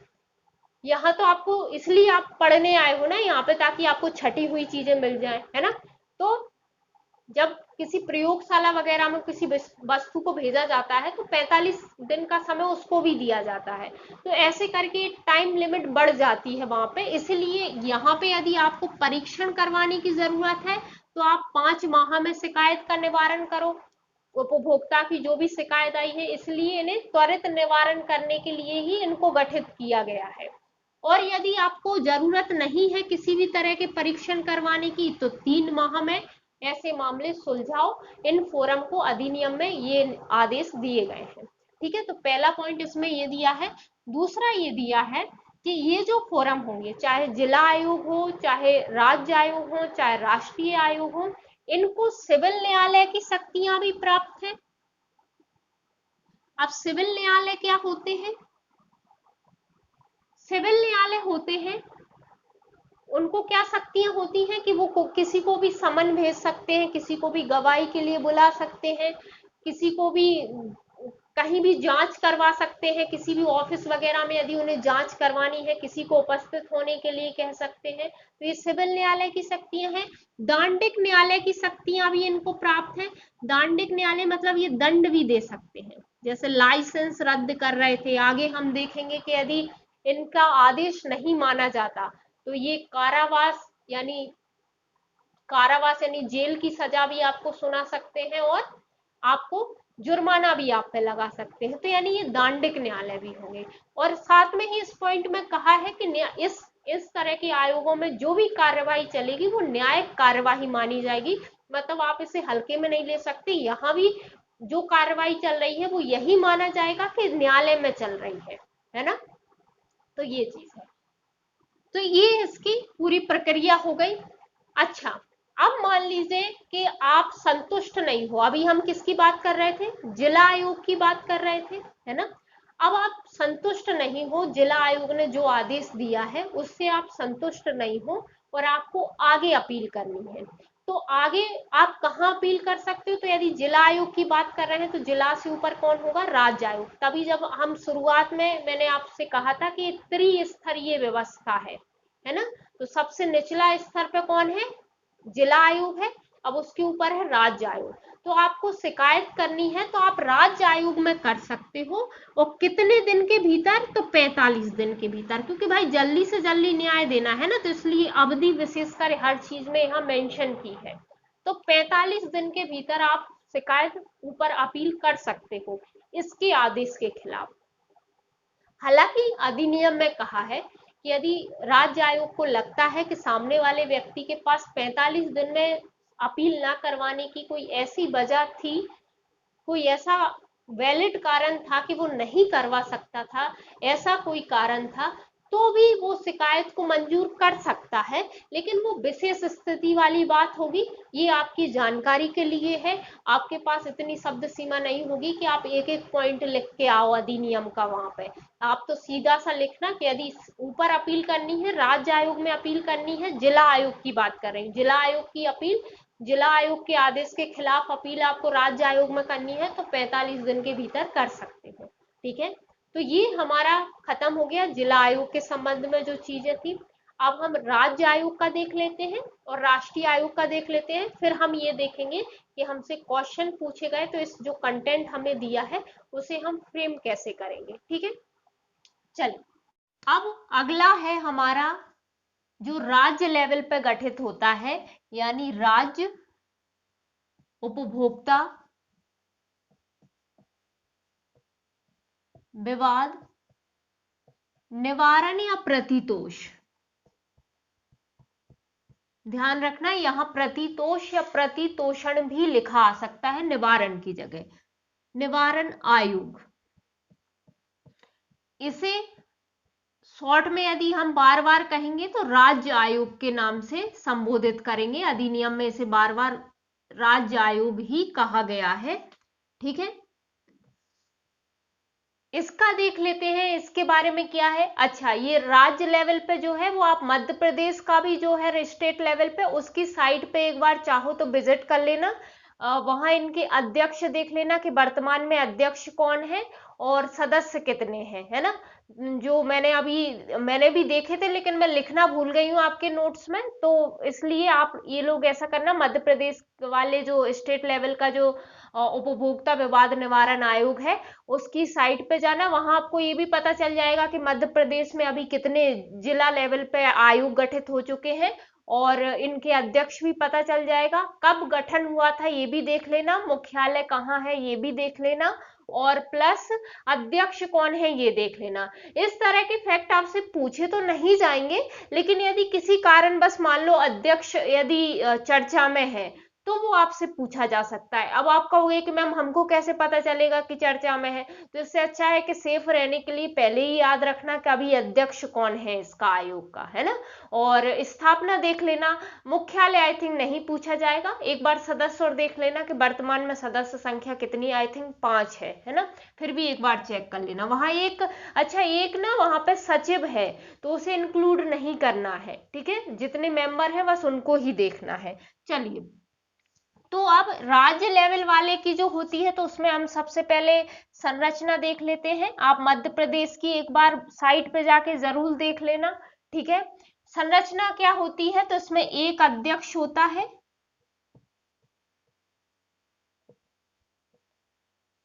शायद मध्य प्रदेश वाले का जो है गठन 1990 में हुआ था। फिर भी एक बार चेक कर लेना, मैं नोट्स में लिखना भूल गई हूँ आपके, साइट तो विजिट की थी मैंने लेकिन नोट्स में ऐड करना आई थिंक भूल गई हूँ आपके। तो एक अध्यक्ष होता है और न्यूनतम 4 सदस्य होते हैं। ठीक है, अधिकतम कितने होंगे तो अधिनियम में यही कहा गया है कि अधिकतम क्या होगी, राज्य सरकार जो है वो केंद्र सरकार के परामर्श पर तय करती है। तो ये अलग अलग राज्य में अलग अलग हो सकते हैं, यदि जिस हिसाब से जरूरत पड़ती है उस हिसाब से यहाँ पे अधिकतम सदस्य तय किए जाते हैं। तो हम हर राज्य का तो लिखेंगे ही नहीं, चाहो तो ये देख लेना कि अभी वर्तमान में कितने हैं, आई थिंक 5 हैं, तो ब्रैकेट में करके ऐसे लिख सकते हो कि वर्तमान में मध्य प्रदेश में 5 हैं, है ना, ऐसे लिख सकते हो। तो न्यूनतम 4 तो होने ही चाहिए, एक अध्यक्ष होना चाहिए, बाकी अधिकतम जितनी जरूरत पड़ती है हर राज्य अपने अपने हिसाब से तय करता है। ठीक है, तो ये भी लिखे आओगे तब भी कोई दिक्कत नहीं है। और यदि आपको मध्य प्रदेश का पूछा गया है तो मध्य प्रदेश का भी मेंशन कर देना, तो वो भी कोई ऐसा दिक्कत नहीं है। ठीक है, चलिए। हालांकि इसके लिए जो नियम बने हैं मध्य प्रदेश के लिए, तो वहां यही कहा है कि जरूरत पड़ने पर राज्य सरकार संख्या निर्धारित करेगी, अधिकतम में वहां भी मेंशन नहीं किया है कितने हैं। ठीक है, लेकिन अभी जितने नियुक्त हैं वो शायद 5 हैं, एक बार फिर भी कंफर्म कर लेना। मैंने 3-4 दिन पहले क्योंकि साइट देखी थी, तो अभी मुझे ऐसा एग्जैक्ट ध्यान नहीं आ रहा। अब वही सेम बात है जो मैंने आपसे जिला आयोग के समय कहा था कि इनकी योग्यता मैंने आपको नोट्स में दी है। तो यदि आपको 50 शब्द में आंसर लिखना है, यानी 5 नंबर का आंसर लिखना है, तो आप उनकी योग्यता भी मेंशन कर देना। 3 नंबर में नहीं भी करोगे तब भी चलेगा, चाहो तो ब्रैकेट में सिर्फ अध्यक्ष का कर देना। तो अध्यक्ष कौन होता है इसका, तो हाई कोर्ट का या तो न्यायाधीश है या फिर रहा है, यानी या तो वर्तमान में है या फिर क्या हुआ है, रिटायर हुआ है। इस लेवल पे हाई कोर्ट का न्यायाधीश बनने की योग्यता उसकी होनी चाहिए, तब जाके वो राज्य आयोग का अध्यक्ष बन सकता है। फिर सदस्य की योग्यता में यदि हम बात करें, ये सदस्यों की यदि हम बात करें, तो सदस्य की योग्यता में 2 चीजें कही गई हैं कि पहली तो ये है कि आपको कम से कम 40 वर्ष का तो होना ही होगा। फिर दूसरा ये कहा है कि अधिकतम सदस्य जो है वो ऐसे नियुक्त किए जा सकते हैं, अधिकतम 50%, अधिकतम 50% सदस्य ऐसे नियुक्त किए जा सकते हैं जो न्यायिक पृष्ठभूमि से हो। न्यायिक पृष्ठभूमि से भी कैसा कि या तो किसी ट्रिब्यूनल का अध्यक्ष बनने की योग्यता रखता हो वो, या फिर किसी जिला न्यायालय में पीठासीन अधिकारी, है ना, यानी डिस्ट्रिक्ट जज बनने का उसे अनुभव हो 10 वर्ष का, है ना, या फिर 10 वर्ष का अनुभव हो उसे किसी ट्रिब्यूनल का पीठासीन अधिकारी रहने का, है ना। तो यदि ऐसा 10 वर्ष का अनुभव उनको रहता है तो वो यहाँ पे आके सदस्य बन सकते हैं। या फिर दूसरी भी कंडीशन दी है कि वही चीजें जो मामले हमने फिर उनके लिए देखे थे, जब जिला आयोग के सदस्य हम देख रहे थे तब देखे थे कि बहुत सारे थे उपभोक्ता मामले, विधि, प्रौद्योगिकी और पब्लिक अफेयर, इस तरह के कुछ क्षेत्र दिए गए हैं। तो उनमें वाणिज्य, अर्थशास्त्र, इनमें आपको ज्ञान होना चाहिए, इनमें आपको अनुभव होना चाहिए। लेकिन जिला आयोग वाले में कहा था कि कम से कम 15 वर्ष का होना चाहिए। यहाँ राज्य आयोग वाले में कहा है कि कम से कम 20 वर्ष का अनुभव होना चाहिए, ऐसे विशेषज्ञ आएंगे, है ना। तो 40 वर्ष से कम तो होना ही चाहिए, प्लस या तो आप अधिकतम 50% न्यायिक पृष्ठभूमि से ला सकते हो जिन्हें 10 वर्ष का अनुभव होगा, कहां तक का, डिस्ट्रिक्ट जज बनने का, या किसी ट्रिब्यूनल भी की भी अध्यक्षता कोई जज ही करता है, तो या किसी ट्रिब्यूनल का जो पीठासीन अधिकारी होता है उसका आपको 10 वर्ष का अनुभव होगा, या फिर कुछ क्षेत्र दिए हैं कि उससे विशेषज्ञ आ रहे हैं तो 20 वर्ष का अनुभव होगा। ठीक है, तो ये इनकी योग्यता है। तो योग्यता देख लेना, बस एक आध बार ध्यान रखने लायक देख लेना, ऐसा ज्यादा मेहनत करने की जरूरत नहीं है। यदि ज्यादा शब्द सीमा में क्वेश्चन आपसे पूछा जाता है, उसकी डिमांड रहती है, तब योग्यता मेंशन कर देना। यहाँ भी एक चीज कही गई है कि चाहे तो अध्यक्ष और चाहे तो कोई सदस्यों में कम से कम एक महिला होनी चाहिए। ये नए अधिनियम में तीनों के लिए जोड़ा है, जिला लेवल पे भी, राज्य लेवल पे भी और राष्ट्रीय लेवल पे भी। ठीक है, चलिए आगे बढ़ते हैं। अब इसकी अधिकारिता देख लेते हैं कि कौन से मामले सुनने का इसको अधिकार होता है। अधिकारिता में क्या है, राज्य आयोग की अधिकारिता में मतलब कौन से मामले सुनने का अधिकार इसको होता है, तो ये मैंने यहाँ भी 2 पार्ट में बांटा है। एक आर्थिक अधिकारिता करके इनका पॉइंट बनाया है। तो आर्थिक अधिकारिता में क्या होगा, इनके आर्थिक अधिकारिता में हुआ कि ये 1 करोड़ तक के मामले न्यूनतम, है ना, क्योंकि 1 करोड़ तक के मामले कौन सुन रहा था, जिला आयोग, उससे लेके यानी 1 करोड़ से ऊपर लेके और 10 करोड़ तक के मामले ये सुन सकता है ना।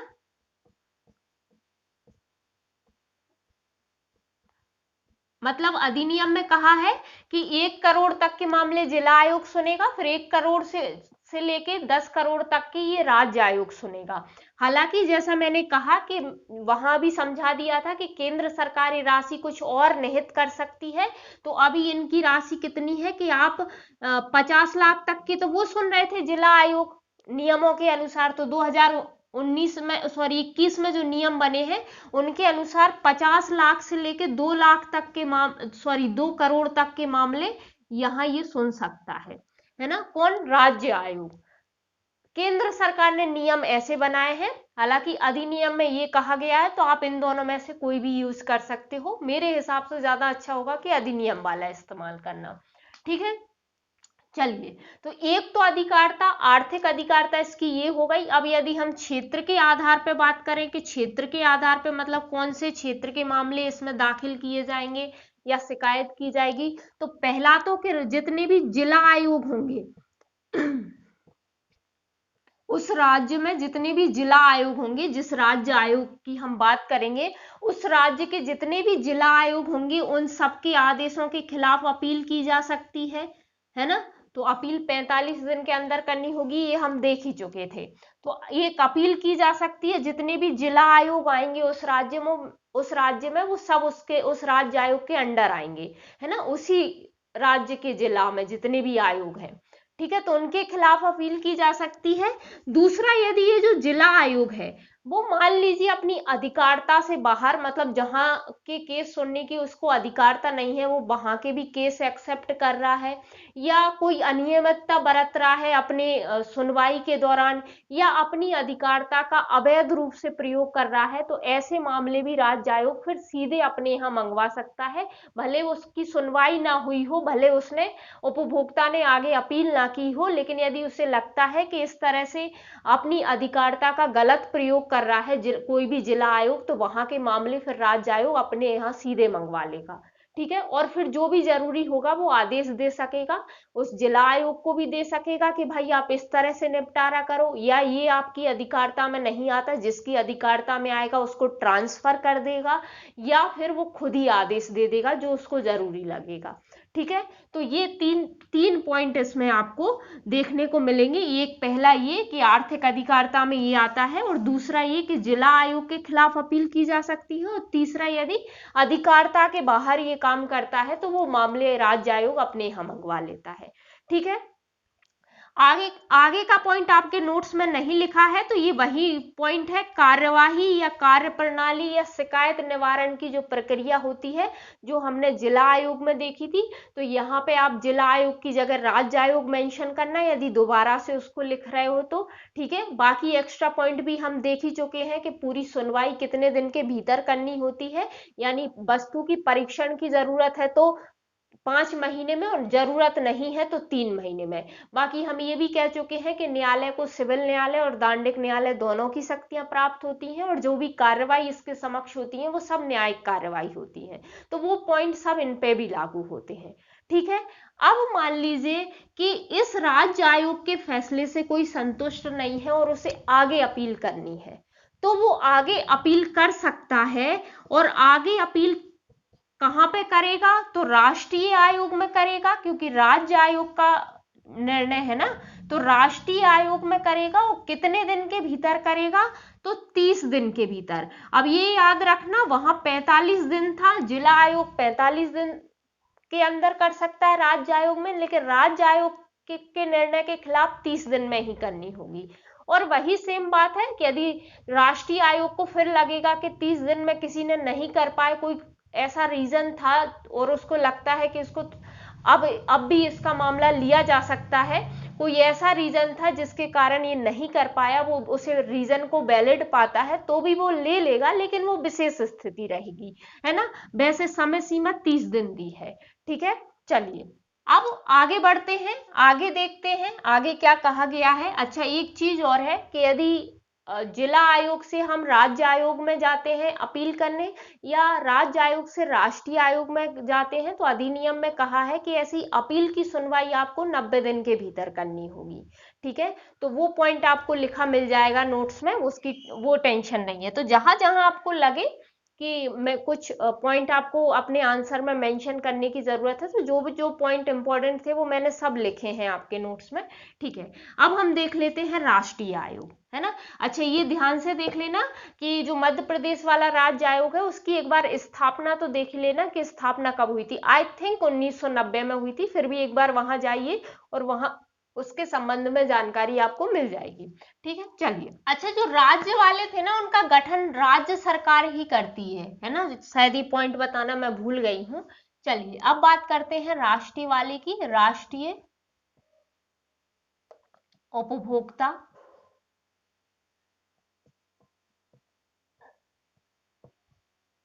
विवाद निवारण आयोग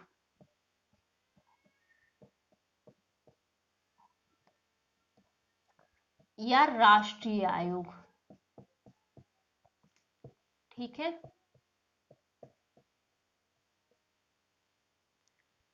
क्या है ये? तो इसके कुछ फैक्ट देख लीजिए, यदि पूछ लिया जाता है तो NCDRC है ना, national consumer dispute redressal commission. ठीक है, इसकी स्थापना कब हुई थी? ये मतलब इसी को कहा जाता है, ये है ना, इसी की शॉर्ट फॉर्म है। तो स्थापना इसकी हुई थी 1988 में। ठीक है, और मुख्यालय यानी हेडक्वार्टर है इसका नई दिल्ली में। अभी के अध्यक्ष जो है वो है RK अग्रवाल, है ना, अध्यक्ष RK अग्रवाल, और ये 2023 तक रहने वाले हैं। तो ऐसी कोई टेंशन नहीं है कि बदल गए कि क्या, तो ये तो मैंने देख लिए थे। ये आई थिंक आपको नोट्स में भी मिलेंगे या नहीं मिलेंगे, नहीं मिलेंगे तो आप यहाँ नोट कर लीजिए, है ना।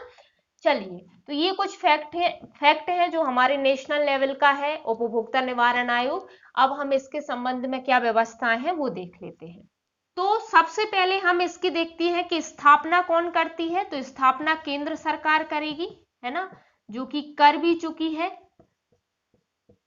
1988 में ही, तब से ही ये चलता आ रहा है। ठीक है, अब बात करते हैं हम इसकी संरचना की। तो इसकी संरचना में कौन होता है? संरचना में एक अध्यक्ष होता है, जो कि कौन होता है? सुप्रीम कोर्ट का कोई भी न्यायाधीश, है ना। सुप्रीम कोर्ट का कोई भी न्यायाधीश या तो है या रहा है, मतलब या रिटायर भी हो सकता है या वर्तमान वाला भी हो सकता है। ठीक है, ये है, एक अध्यक्ष होता है। बाकी अन्य सदस्यों में कौन होता है इसके? तो इसके लिए केंद्र सरकार नियम बना चुकी है, अभी नए वाले भी, है ना, जो नया अधिनियम आया था उसके तहत भी। तो इसमें कहा गया है कि भाई न्यूनतम तो 4 हो सकते हैं इसमें, और अधिकतम इसमें 11 हो सकते हैं। ठीक है, तो ये इसके आप अधिकतम लिख लीजिए, इसके तय कर दिए गए हैं, अधिकतम 11। मतलब आपको नोट्स में मिलेगी ये चीज, है ना।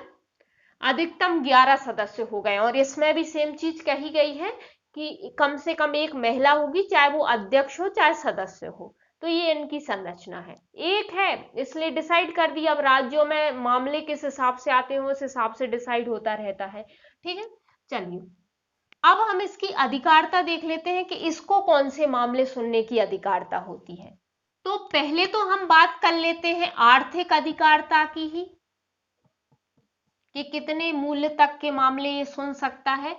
तो हमने राज्य में क्या देखा था कि 1 करोड़ से 10 करोड़ तक के सुन सकता है राज्य वाला, और ये 10 करोड़ से जितने की भी ऊपर के मामले होंगे, ये 10 करोड़ से अधिक के सभी मामले, है ना, 10 करोड़ से अधिक के सभी मामले ये देखता है। अब वही बात आती है कि नियमों में ये राशि कितनी निर्धारित है। तो 2 करोड़ तक के राज्य वाला देख रहा था, और 2 करोड़ से ऊपर के जितने भी आते हैं वो इन नियमों के अनुसार ये देखता है। ठीक है, अब बात आती है कि आर्थिक अधिकारिता तो ये हो गई, अब क्षेत्रीय अधिकारिता क्या होती है। तो क्षेत्रीय अधिकारिता में पहला पॉइंट आता है ऐसा, ये नोट्स में मिलेंगी सारी चीजें आपको डिटेल में लिखी हुई। पहला पॉइंट आता है कि राज्य आयोग जितने भी होंगे उनके खिलाफ अपील हो सकती है।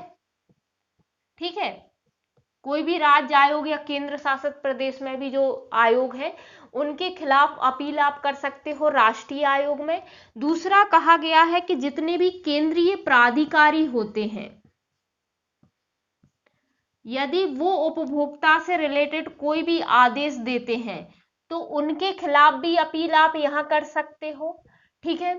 तीसरा इसमें कहा गया है कि यदि ये जो राज्य आयोग था, यदि ये अपनी अधिकारिता का प्रयोग ठीक से नहीं कर रहा है या अवैध रूप से कर रहा है या इसने कोई अनियमितता बरती है अपनी अधिकारिता का प्रयोग करने में, तो ऐसे मामले अपने यहाँ बुलवा के राष्ट्रीय आयोग कोई भी आदेश दे सकता है। तो जैसे जिले वाले के लिए राज्य आयोग कर रहा था, ऐसा ही राज्य वाले के लिए कौन करता है, राष्ट्रीय आयोग करता है। यदि वो अपनी अधिकारिता का ठीक से प्रयोग नहीं करते हैं तो ऐसे मामले वो अपने यहाँ बुलवा सकता है।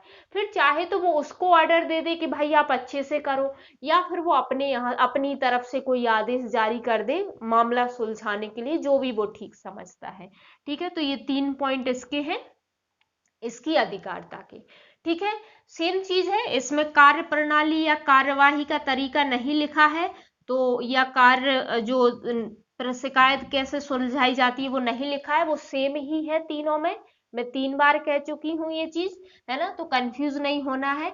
अब यदि इसके खिलाफ अपील करनी हो राष्ट्रीय, ये तो शीर्ष पे हो गया इस व्यवस्था में, तो अब यदि इसके खिलाफ अपील करनी हो तो आप सुप्रीम कोर्ट जा सकते हो, है ना। और सुप्रीम कोर्ट भी कब कितने दिनों के भीतर जा सकते हो, तो 30 दिनों के भीतर अपील आप सुप्रीम कोर्ट में जाके कर सकते हो। ठीक है। यानी इसके खिलाफ फिर आप अपने देश की सर्वोच्च न्यायालय में जाइए, कितने दिनों के भीतर, 30 दिनों के भीतर। ठीक है। चलिए अब 1-2 पॉइंट आपको एक्स्ट्रा लिखे मिलेंगे नोट्स में, मैं उनको और समझा देती हूं, फिर हम ये समझते हैं कि क्वेश्चन किस तरह से आएगा और इन्हें हमें फ्रेम कैसे करना है।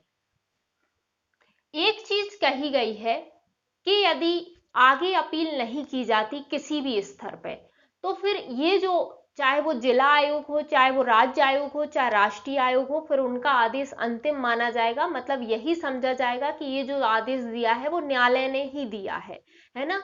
तो आप उसकी अवहेलना नहीं कर सकते, और यदि अवहेलना की मतलब आपने उसके आदेश को नहीं माना तो क्या होगा, तो फिर चाहे जिला लेवल का हो, चाहे राज्य लेवल का हो, चाहे राष्ट्रीय लेवल का जो भी फोरम होगा यानी जो भी आयोग होगा, फिर वो आपको सजा दे सकता है यदि किसी ने उसकी आदेश को की अवहेलना की या नहीं माना। और वो सजा क्या हो सकती है, तो या तो कारावास हो सकता है आपको, कितना, तो मिनिमम 1 माह का हो सकता है, मैक्सिमम ये बढ़ाया जा सकता है 3 साल तक। मतलब 1 माह से 3 साल के बीच वो जैसी भी मामले की गंभीरता होगी वो आपको सजा दे सकता है, या फिर वो जुर्माना लगा सकता है। और जुर्माना, मिनिमम जुर्माना होगा 25,000 और मैक्सिमम होगा 1 लाख।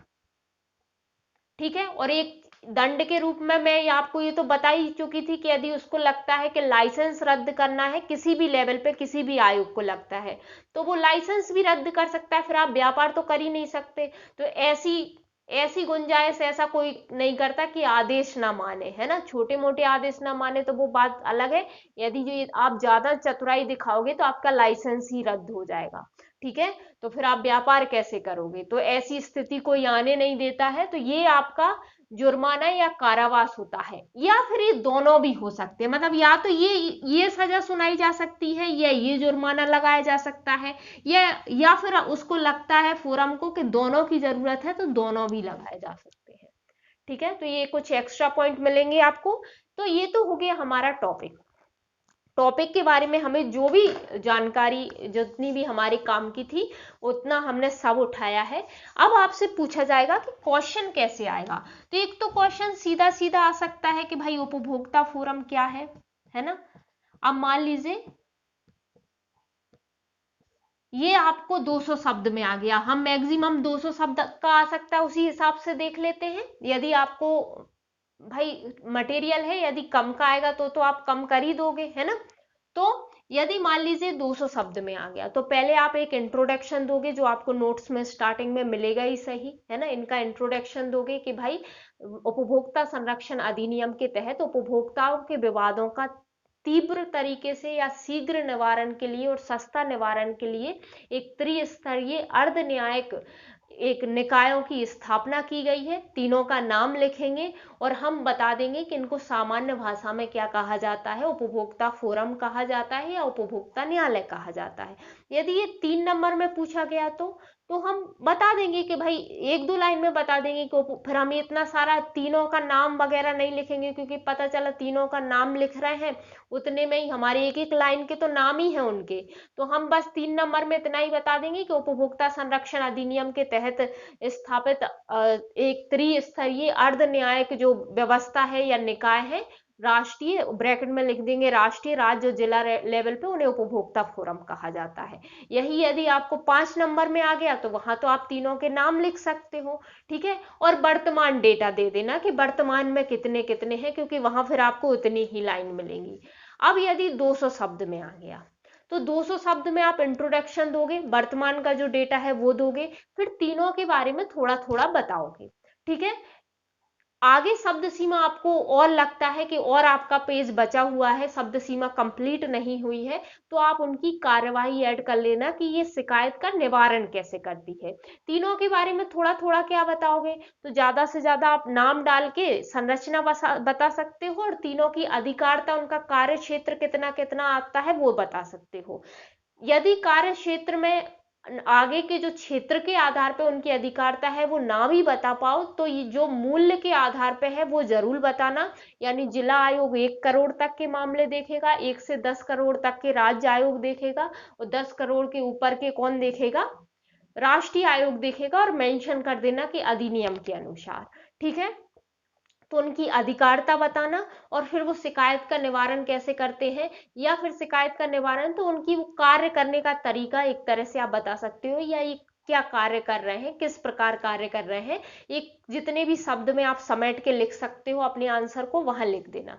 200 शब्द में लिख रहे हो तो आप नीचे 2-3 लाइन का एक निष्कर्ष भी निकाल के लिख सकते हो। निष्कर्ष में हम क्या लिख सकते हैं कि इससे हमें फायदा क्या हो रहा है, भाई सस्ता न्याय मिल रहा है, समय पे जल्दी न्याय मिल रहा है उपभोक्ता को, ठीक है, ऐसी धोखाधड़ी कम हो रही है, ठीक है। तो इस तरह से हम इसके फायदे बता सकते हैं। अब यदि सीधा सीधा नहीं आया क्वेश्चन तो क्या आ सकता है, तो एक आयोगों से हमसे ज्यादातर क्वेश्चन बनता है उपयोगिता, है ना, या फिर महत्व, है ना, तो हम इसका महत्व बता देंगे, वही फायदे किसके, हमें फायदे क्या हो रहे हैं, तो यही हो रहा है कि उपभोक्ता को जल्दी और सस्ता न्याय मिल रहा है, उसके साथ ज्यादा धोखाधड़ी नहीं हो रही है, तो उपभोक्ता फोरम के जितने भी फायदे होते हैं वो आप बता सकते हैं, ठीक है। और व्यापारी भी अपने अच्छे से व्यापार कर रहे हैं, मतलब एक फेयर व्यापार हो रहा है, ऐसी धोखाधड़ी भरा व्यापार नहीं हो रहा है, तो जितने भी फायदे हैं इसके ये आप उपयोगिता में बता सकते हो, महत्व में बता सकते हो कि हमारे लिए क्या उपयोगी है। दूसरी आपसे इसकी करवाई जा सकती है आलोचना, है ना, तो इसकी जो कमियां हैं वो बता देना। आलोचना या एक शब्द आता है समालोचना या मूल्यांकन इनका करवाया जा सकता है, तो भाई मूल्यांकन में आप इनका फायदा बताना और फिर जो नुकसान भी है इसका या जो कमी भी रह रही है वो भी बता देना, है ना। तो भाई कमी कैसे रह रही है कि एक तो जागरूकता नहीं है उन लोगों तक, ज्यादातर लोगों को पता ही नहीं है कि उपभोक्ता फोरम होते हैं, कैसे होते हैं, ठीक है। फिर हम बोल देंगे कि न्यायिक प्रक्रिया जटिल होती है, हर कोई नहीं आता। एक हम ये भी बोल सकते हैं कि जैसे जिला लेवल तक कोई चला जाता है तो फिर उपभोक्ता आगे के लिए नहीं जाता, उसके लिए लंबी प्रक्रिया हो जाती है। तो इस तरह से आप इसकी आलोचना करोगे या मूल्यांकन करोगे। अच्छा, मूल्यांकन करोगे तो इसकी उपयोगिता और कमी दोनों को मिक्स करके लिखना, है ना, मतलब। और फिर अपने सुझाव भी दे देना कि भाई जागरूकता बढ़ाई जाए लोगों में ज्यादा से ज्यादा कि हाँ ऐसी कोई व्यवस्था होती है। तो इस तरह से आप अपनी आंसर फ्रेमिंग कर सकते हो, इस तरह से क्वेश्चन आ सकते हैं। तो आप इन्हें इस हिसाब से, आपके पास मटेरियल हो गया, आपको टॉपिक समझ में आ गया होगा कि क्या होगा, टॉपिक समझ में आ गया कि क्या होता है। अब आपको उसी हिसाब से ये क्वेश्चन तैयार करके रखने हैं या लिख लिख के देखना है एक आध बार, ताकि दिमाग में रहे कि हाँ इस तरह से। अच्छा, ये जो उपयोगिता या आलोचना ये वाले जो पॉइंट मैंने बोले हैं वो मैंने नोट्स में नहीं लिखवाए हैं, तो वो आप इनको यही नोट डाउन कर लीजिए कि क्या क्या पॉइंट बताए हैं, और बाकी आपको जितने भी ध्यान आए इससे रिलेटेड तो आप ध्यान कर लेना। कम से कम 50-50 शब्दों वाला तो कम से कम एक मटेरियल तैयारी रखना, उपयोगिता का भी और मूल्यांकन का भी, कि ताकि वहां ज्यादा सोचना ना पड़े। ठीक है, चलिए, तो ये आपका उपभोक्ता फोरम का टॉपिक कंप्लीट हो गया। आई होप आपके लिए वीडियो हेल्पफुल रहा होगा, और यदि आपको वीडियो अच्छा लगा है तो प्लीज इसे लाइक कीजिए, शेयर कीजिए, और चैनल पे यदि नए हैं तो इसे सब्सक्राइब कर लीजिए। अच्छा, कुछ लोग जो हैं मुझसे मैसेज में क्वेश्चन पूछ रहे थे कि मैम, एक तो उन्होंने पूछा था कि क्या बोलते हैं उसका, अनुच्छेद 19 का आलोचना पूछ रहे थे, और दूसरा पूछ रहे थे संविधान संशोधन की प्रक्रिया और उसकी आलोचना। तो मूल अधिकार हमें है, तो हम अनुच्छेद 19 की आलोचना तो बिल्कुल देखेंगे। वैसे मैं इसी क्लास में बताने वाली थी आपको, लेकिन फिर मुझे लगा कि ये ज्यादा लंबी हो जाएगी, तो इसलिए उसके लिए हम अलग से क्लास रखेंगे। तो अनुच्छेद 19 की, हर अनुच्छेद की नहीं आएगी, लेकिन अनुच्छेद 19 की आ सकती है। वो अपने आप में अच्छा अनुच्छेद है। जब 100 शब्द में ये क्वेश्चन आया करते थे लघु उत्तरीय, तब अकेला 100 शब्द में यदि वो 6 स्वतंत्रताएं लिखने आ सकती हैं, तो बिल्कुल उनकी आलोचना भी पूछी जा सकती है आपसे। लघु उत्तरीय में पूछी जाएगी, लॉन्ग में तो नहीं पूछी जाएगी, तो हम वो भी देख लेंगे। साथ में संविधान संशोधन प्रक्रिया पूछ रहे थे कोई मैसेज में, तो संविधान संशोधन प्रक्रिया अपने सिलेबस में तो नहीं है अभी, प्रमुख संविधान संशोधन बस लिख रहे हैं, लेकिन आयोग का भरोसा नहीं है। जब संविधान संशोधन लिख रहे हैं तो हो सकता है वो संविधान संशोधन की प्रक्रिया भी पूछ ले, और आलोचना करवाना तो उसका फेवरेट काम होता ही है, तो आलोचना भी करवा सकता है। हालांकि मुझे लग रहा है कि पहले सिलेबस में ये शायद हुआ करती थी, तो आपको प्रीवियस क्वेश्चन ये मिला होगा आलोचना वाला, क्योंकि जहां तक मुझे ध्यान आ रहा है कि प्रीवियस ईयर में क्वेश्चन आया है कि आलोचना आपसे करवाई है। तो ठीक है, कोई नहीं, वो जरा सी बात है। मैंने उनसे कहा था कि एम लक्ष्मीकांत में दी है, आप वहां से पढ़ लीजिए, लेकिन उनका कहना था कि मैम लैंग्वेज टफ दी है उसमें, तो हम तुरंत मैं एम लक्ष्मीकांत से ही समझा दूंगी कि उसमें क्या क्या पॉइंट दिया है, क्योंकि बहुत अच्छा दिया है, और जो आलोचना है वो है ना, तो हम उसी से जल्दी से समझ लेंगे कि इसमें क्या दिया है, तो आपको वो आपके क्वेश्चन दोनों कवर हो जाएंगे। तो नेक्स्ट वीडियो ज्यादा जो हमारा जनरली गैप रह रहा है वीडियो का, हालांकि अब ट्रैक पे लाया जाएगा, इतना गैप में नहीं डालेंगी वीडियो, थोड़ी जल्दी ही डालेंगी, पर फिर भी ये वीडियो जो है वो और ज्यादा जल्दी आ जाएगा, क्योंकि ये अलग से वीडियो है, ये सेपरेट वीडियो रहेगा, ये अपना जो क्रम चल रहा है सिलेबस का उसमें नहीं रहेगा, तो ये आपको अलग से जल्दी मिल जाएगा। अच्छा, फिर भी मेरी रिक्वेस्ट है कि मैसेज करने की बजाय मैं हमेशा कहती हूँ कि कमेंट में क्वेश्चन पूछा करिए। तो उसके दो फायदे होते हैं, एक तो दूसरों को भी क्वेश्चन पता चलते हैं, है ना, तो भाई मिल बांट के पढ़ोगे तो ज्यादा अच्छा रहेगा। और दूसरा ये रहेगा कि अपने मतलब जाहिर सी बात है, अब इसमें यूट्यूब की इसमें टर्म में मैं क्या यूज करूं वो मुझे नहीं पता, लेकिन यदि वीडियो पे यदि एक्टिविटी ज्यादा होंगी तो जाहिर सी बात है अपनी वीडियो ग्रो करेगी, है ना, तो मुझे भी फायदा होगा। ठीक है, चलिए, यदि आप सब्सक्राइब आपने नहीं किया, क्योंकि कई बार ऐसा होता है, कम से कम 60% लोग ऐसे होते हैं जो व्यू तो करते हैं लेकिन सब्सक्राइब नहीं करते, तो प्लीज सब्सक्राइब ही कर लीजिए। और यदि आप ऑलरेडी सब्सक्राइबर हैं तो थैंक यू सो मच। चलिए, मिलते हैं अब अगली क्लास में। थैंक यू सो मच ये वीडियो देखने के लिए।